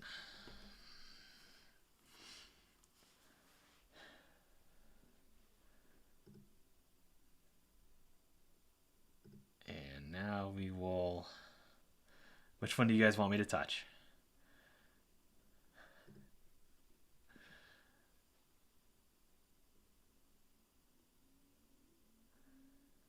Alright, so Xanthia carefully reaches out to touch the door labeled Lithe, her fingers barely brushing against the cold metal surface. Suddenly, a searing pain shoots up her arm, and she stumbles back in shock.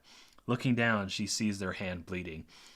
Small rivules of crimson dripping down onto the stone floor. She tries to ignore the pain and wipe away the blood with her sleeve, but her hand continues to bleed, the damage seemingly growing worse with each passing moment. Xanthia realizes with horror that something ancient and malevolent lurks beyond the door, and she quickly turns to flee before it's too late.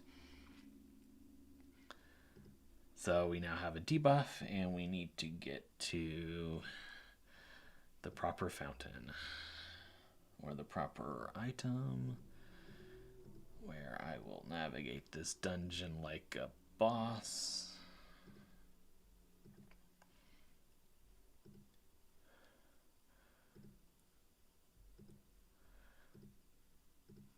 Hopefully,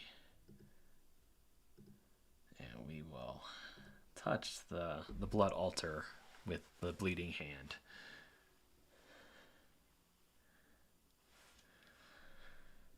Xanthia gritted her teeth and clenched her fist, determined to uncover the secrets of the granite altar. With a deep breath, she pressed her blood-covered hand against the cold surface of the altar, the candles flickering wildly as a sharp pain coursed through her body, causing her to wince.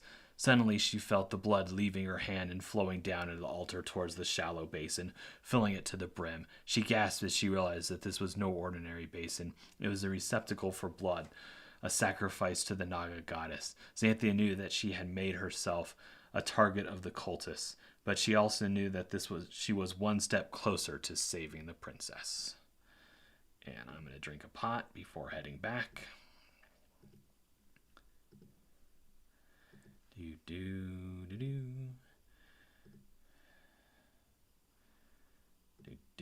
Whoop, that's the exit.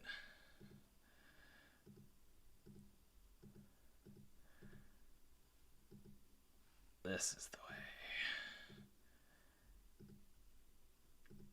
And I think that mirror actually is useful, because I think it takes you here. Now we will touch Argoth. Yes, the bleeding hand was a mechanic.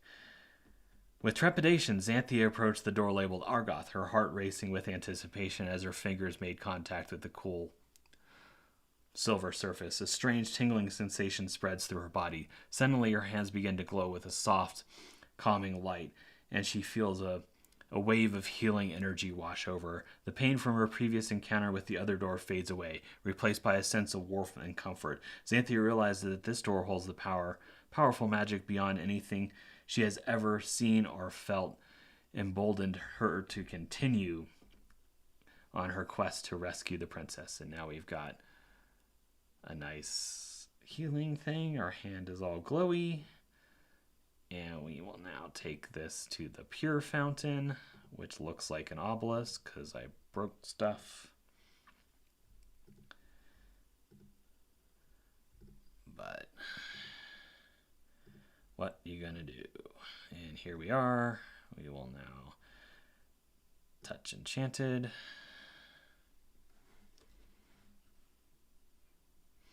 Xanthia approached the fountain with steady steps, her heart pounding with anticipation. She reached out her glowing hand and cautiously touched the surface of the water, feeling a jolt of energy shoot up her arm as she continued to touch the fountain. The glowing light grew brighter and brighter until it radiated throughout the entire room. The pool in the center of the room began to ripple and churn, and Xanthia could feel a surge of power coursing through her veins. With a final burst of energy, she withdrew her hand, gasping for breath as she gazed in awe at the fountain before her. And now back we go. And this time I will take the mirror, because I think I know where it leads. Enter, step in. Do.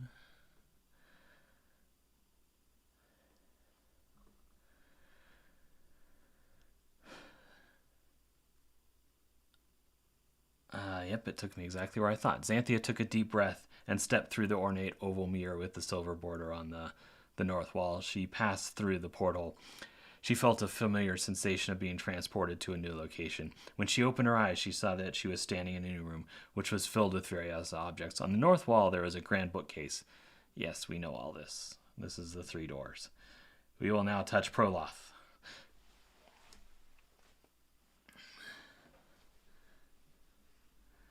Xanthia hesitated, feeling the weight of her previous experiences with the door. Despite her better judgment, she reached out to touch the final door, labeled Proloth. As her fingers came into contact with the metal, she felt a sudden jolt of pain. Her hand began to blacken and crack, with heavy damage being caused over time. Xanthia realized that this door harbors a dark and malevolent energy, unlike anything she has ever encountered before. She quickly steps away from the door, vowing never to touch it again, and begins to contemplate her next move. The path ahead is uncertain, but Xanthia remains determined to complete her mission and rescue the princess. And now we have a cursed hand, and this one will do damage over time, just like it said, and it's actually enough to kill you if you don't pay attention and drink potions if you have to walk too far. Which is always fun, and I'm going the wrong way. And we will drink a pot. And I keep forgetting to show you guys the tooltips. And now we will do this. Touch Enchanted.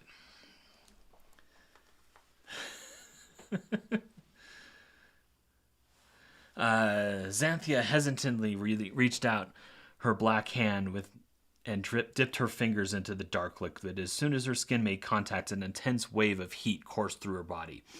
The blackness seemed to writhe and pulse as if paralyzed. Suddenly, the liquid began to boil and steam, releasing a noxious odor that made Xanthia's eyes water. She quickly withdrew her hand, but the blackness clung to her skin like tar. Slowly inching up her arm, Xanthia knew that this was no ordinary substance. It was cursed, and she would have to be careful not to let it consume her completely. Congratulations, Xanthia.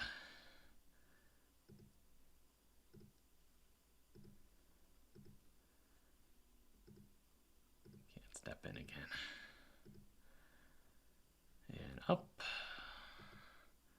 And over. And the door is now open and we can enter. And there is a cult leader who we shall talk to.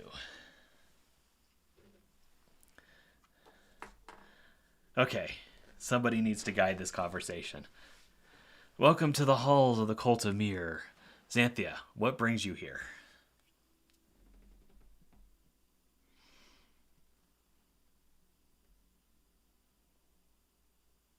The story did make it sound like she did still have the debuff. That's that AI integration stuff that I was talking about of how to get the prompts of what you're looking for. It's supposed to, in the prompt that sends to OpenAI, it's supposed to say it describes it the liquid turning to silver. But apparently it did not take that part of the prompt and actually make it do it. Oh, come on. Somebody just take the conversation over and go with things. Because, you know. For glorious battle. Because why not? How may I assist you in your quest? You can give me the princess so that I can complete my quest.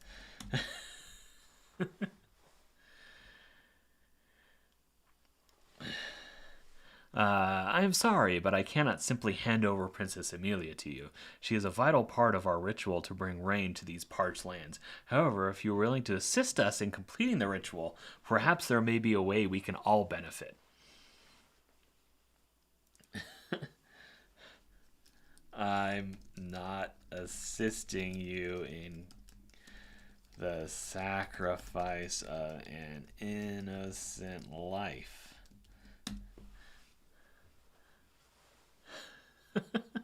Dance off will bring rain. I understand your reluctance, but you must understand that the sacrifice of Princess Amelia is necessary to bring rains to this land. Without rain, the crops will wither and the people will starve. The need of the many outweigh the needs of the few.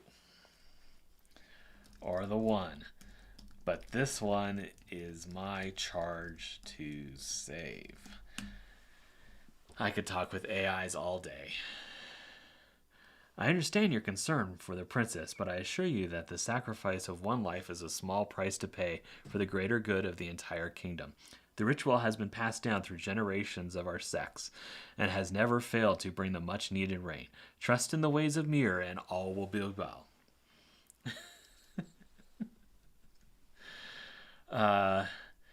Maybe a dance-off will bring rain just as quickly as a sacrifice.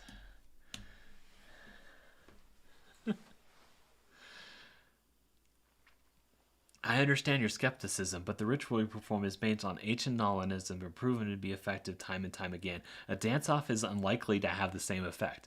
I urge you to reconsider and see the importance of the sacrifice for the well-being of the kingdom. Oh...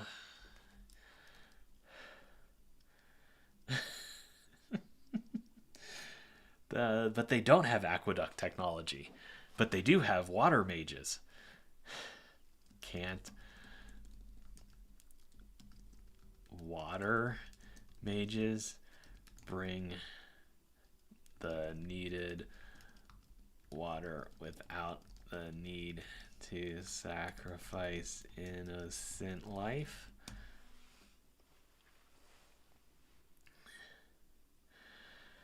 The water mages are undoubtedly powerful, but their abilities are limited to manipulating the water that already exists. They cannot create water out of nothing like our goddess Mir can. The sacrifice of Princess Amelia is necessary to appease Mir and allow her to bring forth the much needed rain. Trust in the ways of Mir and all will be well. I will never trust in the powerless goddess of Mir. She is weak and pathetic.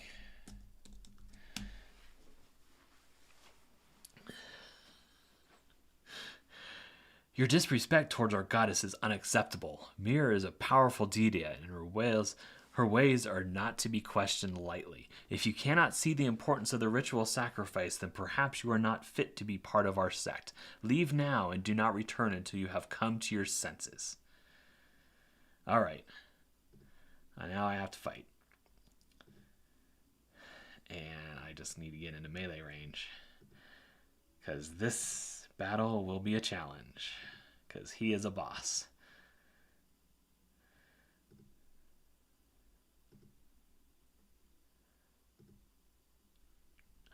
So here's the tooltip of the potions that I've been keeping to show you. So Legendary Potion restores 77% health instantly and also has 5 intelligence and 5 endurance. The Legendary Potion restores 74% mana instantly, has 1 dexterity, 5 intelligence, and 6 endurance. And I will need to drink the potion to hopefully have a chance at this battle.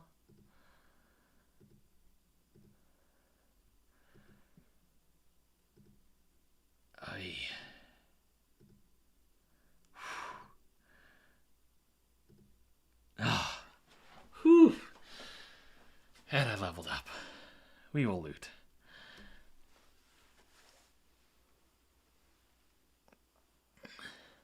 Xanthia carefully searched the body of the slain cult leader, her sharp eyes scanning the room for any signs of danger. She took a deep breath and reached for the leather pants that lay beside the corpse. Feeling a sense of relief, she realized that the danger had passed. As she examined the pants, she couldn't help but feel a sense of satisfaction. They were rare, and they would fetch a good price in the market. With a quick glance around the room, she made her way towards the exit, her mind already planted where her next move was. Yep, don't rescue the princess, even though she's right here. Yep, just don't do it.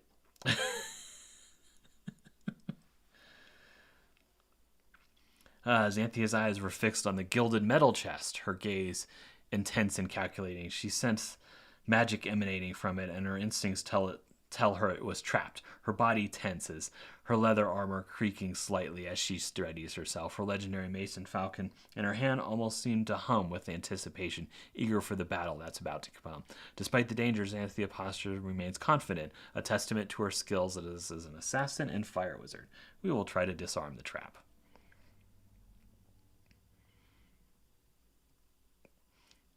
Death by snoo is what people would think, finding that corpse now. Xanthia approaches the gilded metal chest with caution, her eyes scanning the intricate pattern etched into it. She can feel the magic coiled tightly around it, warning her of a trap that awaits within. She takes a deep breath, and with a steady hand reaches out to disarm it. However, she begins to work the mechanism. She realizes that the trap is too complex to disarm. She steps back and evaluates her options, deciding that brute force is her only choice. With a fierce determination, she swings her legendary mace and falcon, shattering the chest into pieces and revealing the contents within. Sometimes AI hallucinates, and that's not actually what happened. You'll examine the altar. And this is the first time even I've seen the altar in the dungeon. Xanthia's eyes darted around the room, taking in the dimly lit space and the cultists lurking in the shadows, but her attention was drawn to the altar in the center of the room where Princess Amelia was bound with ropes. Her heart sank as she saw the bruises on the princess's arms and the fear in her eyes. Xanthia's grip tightened on her mace and falchion as she prepared to face the cultists and free the princess from their clutches. All right, we will get the princess.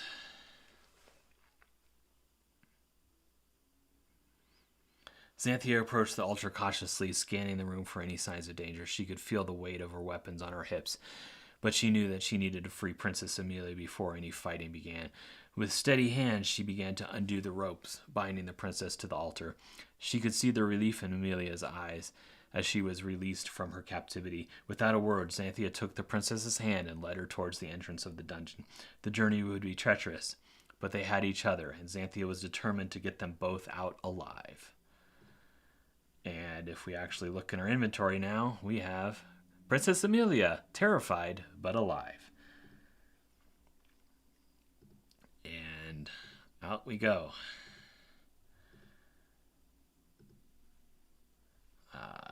Helps if I use my map.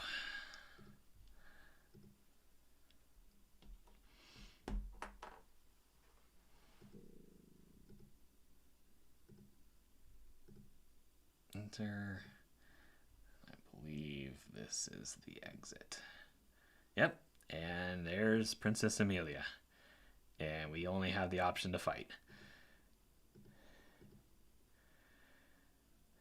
which is a bug. We should be able to talk to her. Why would we not be able to? Because we already talked to the cultist and it didn't reset it.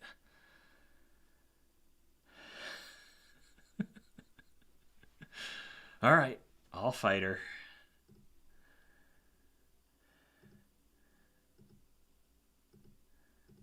Because we didn't have any other choice.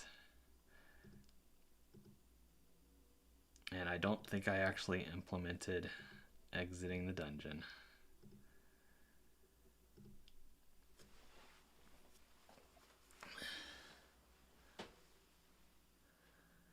That's like the fifth bug of today.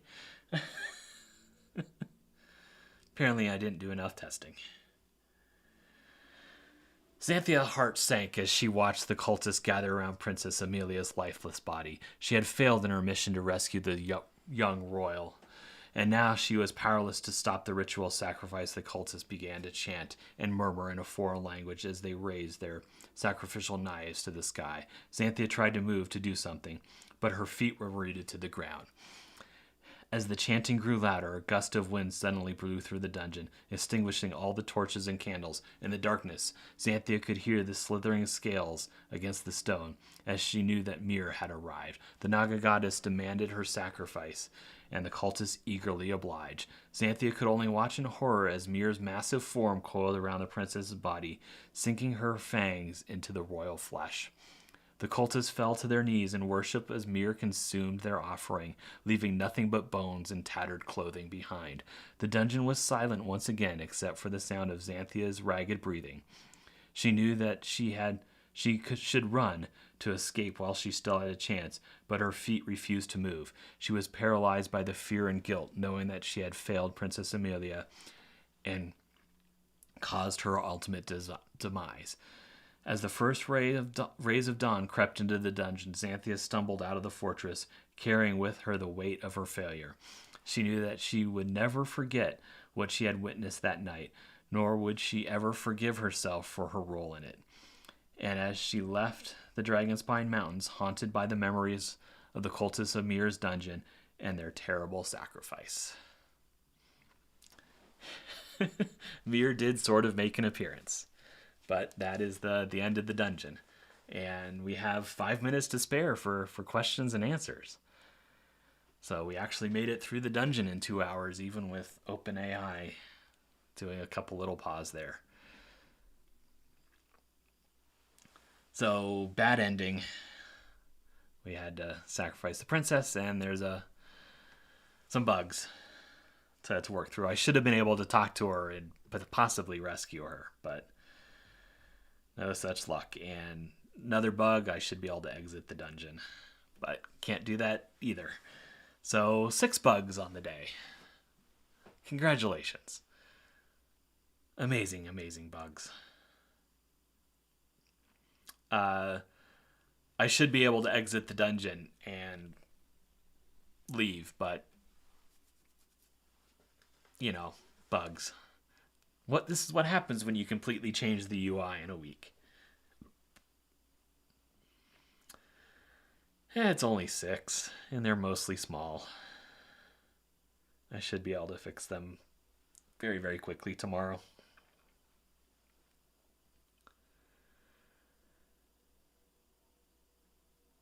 Any other questions? You can ask either in chat or on Discord. If people are watching this, if you haven't joined our Discord already, the link is in the description below, down there. So feel free to hang out with us on Discord, and if you request an alpha key now, I will actually get you an alpha key. Once this goes live, alpha keys will no longer go out.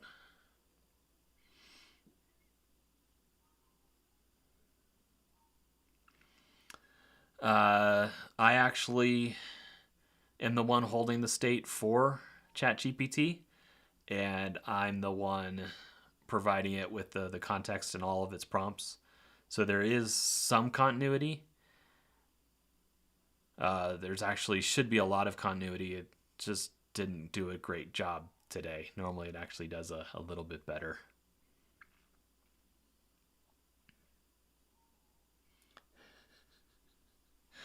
Less rounded, you say?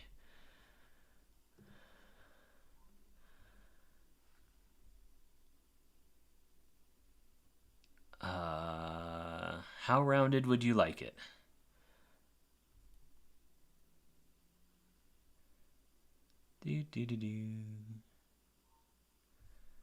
Or how unrounded would you like it?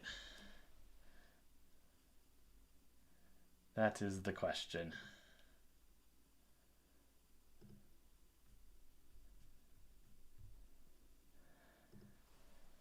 That is the question.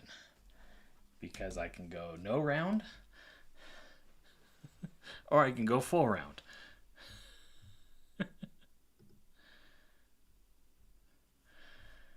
Or I can do 30%. There's 30%.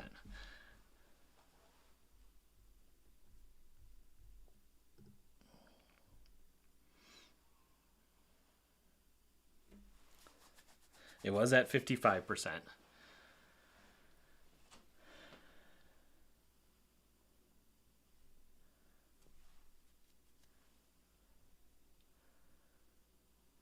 But like little tweaks like that are endless. I can't loot the princess's body. It's supposed to be telling me to... The only option I should have right now is to exit dungeon. But I can't because I forgot to move that part of the UI over. Maybe 35%?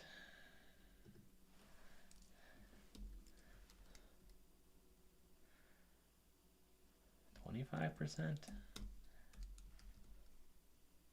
There we go. Just a little round to soften that edge a little bit.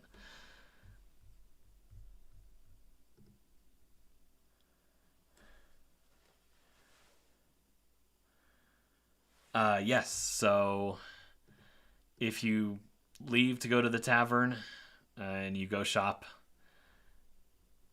you can always just go back to the Dungeon of Despair and continue your dungeon, and you'll jump right back where you left off. You can also completely log out of the game and come back 5 hours later and resume your dungeon right where you left off.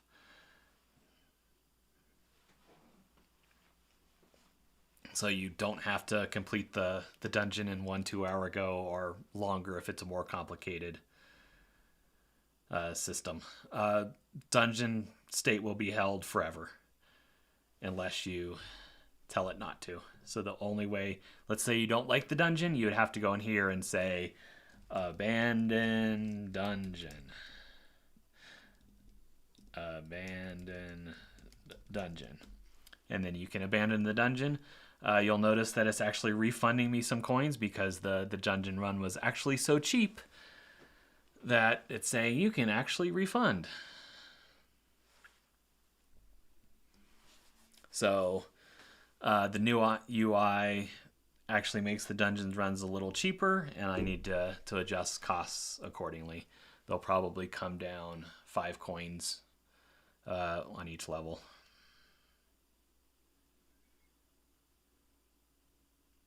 So it'll be 20 coins for a small dungeon. I need to run through some mediums and larges and extra larges to figure out their costs. But yeah, we actually did a full dungeon run, and it was under 12 cents. It was under 10 cents. Wow. How much did this dungeon cost? Now I'm curious. Because we did pretty much every interaction.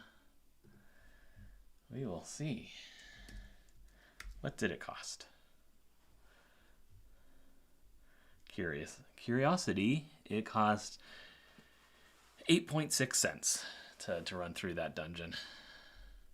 So I definitely need to reduce the costs if this is more standard.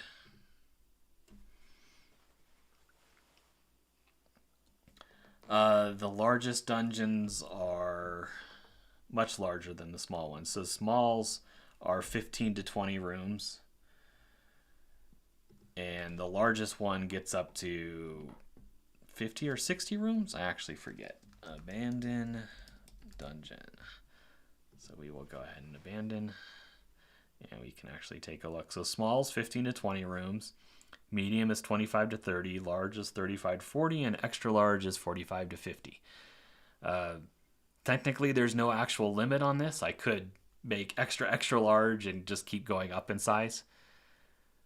But then there's also the fact that dungeons that large won't necessarily be interesting unless the model knows to put a lot more things in the dungeon, which it doesn't currently do. So that'll take a bit more training on the level building model.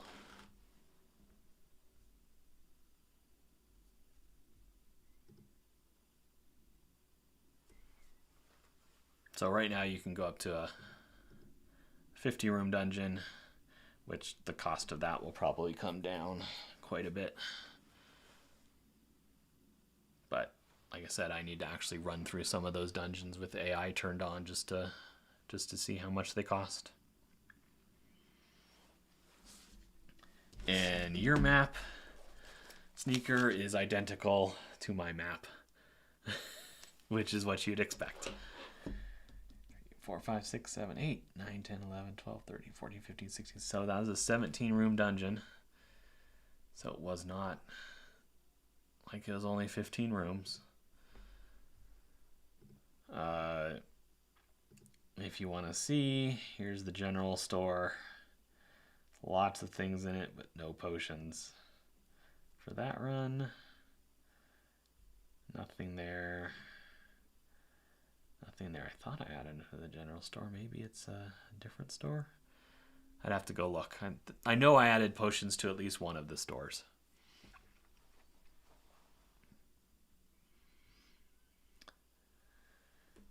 Hope the baby feels better, Lance. Thanks for stopping by, as always. Can't wait to actually get this in players' hands, which I've said many times is going to be next Wednesday for patrons. So it's going to be very, very exciting times. Very exciting times. Yep, hopefully everyone liked the UI changes, and it actually feels like a game now. I do intend to add a little bit more polish in the UI, so it'll continue to look more and more and behave more and more like an actual game. But it's a giant step forward where it was a week ago. Yep. Gonna be good times. Gonna be great times.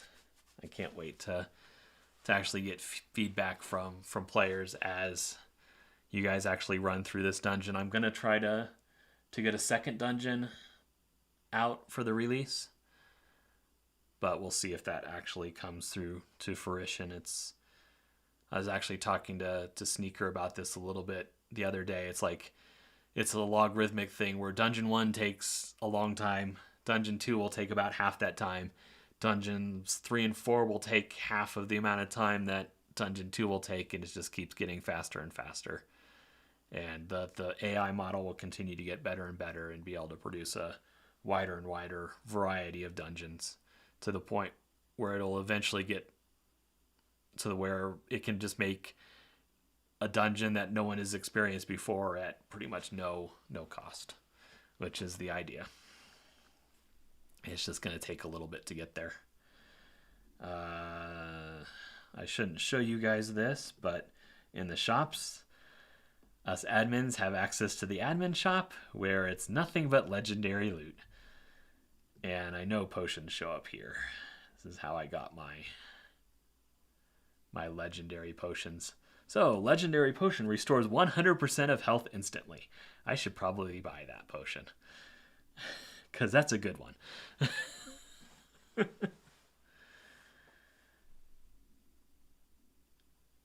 And this one is 91% of health instantly. So the larger percentage of health that it restores, the lower stats it has.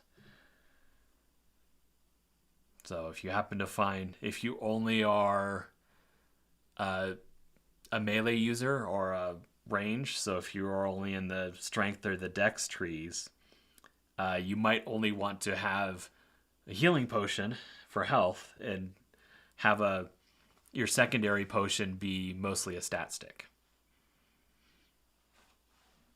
But RNG will be fun to find to make that happen. One of the things we didn't end up encountering in the dungeon this time through was race, which are coded to only drop potions, which is kind of interesting. But we did not encounter any of them. They're almost as tough as the boss was. They will generally kill you if you don't drink a pot. But maybe we can get one to appear. But probably not.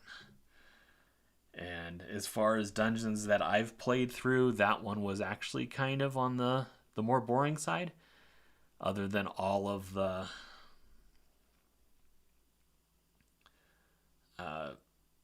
crazed cultists.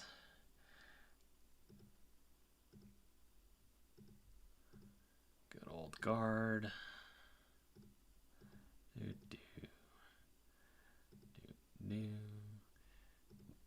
Guard is kicking my butt. But no Wraith. No Wraith. But what are you going to do? Anyway, gonna stop the stream. Thanks for coming by, everyone. And hope to catch a lot of you in the launch party on Wednesday. See you guys later.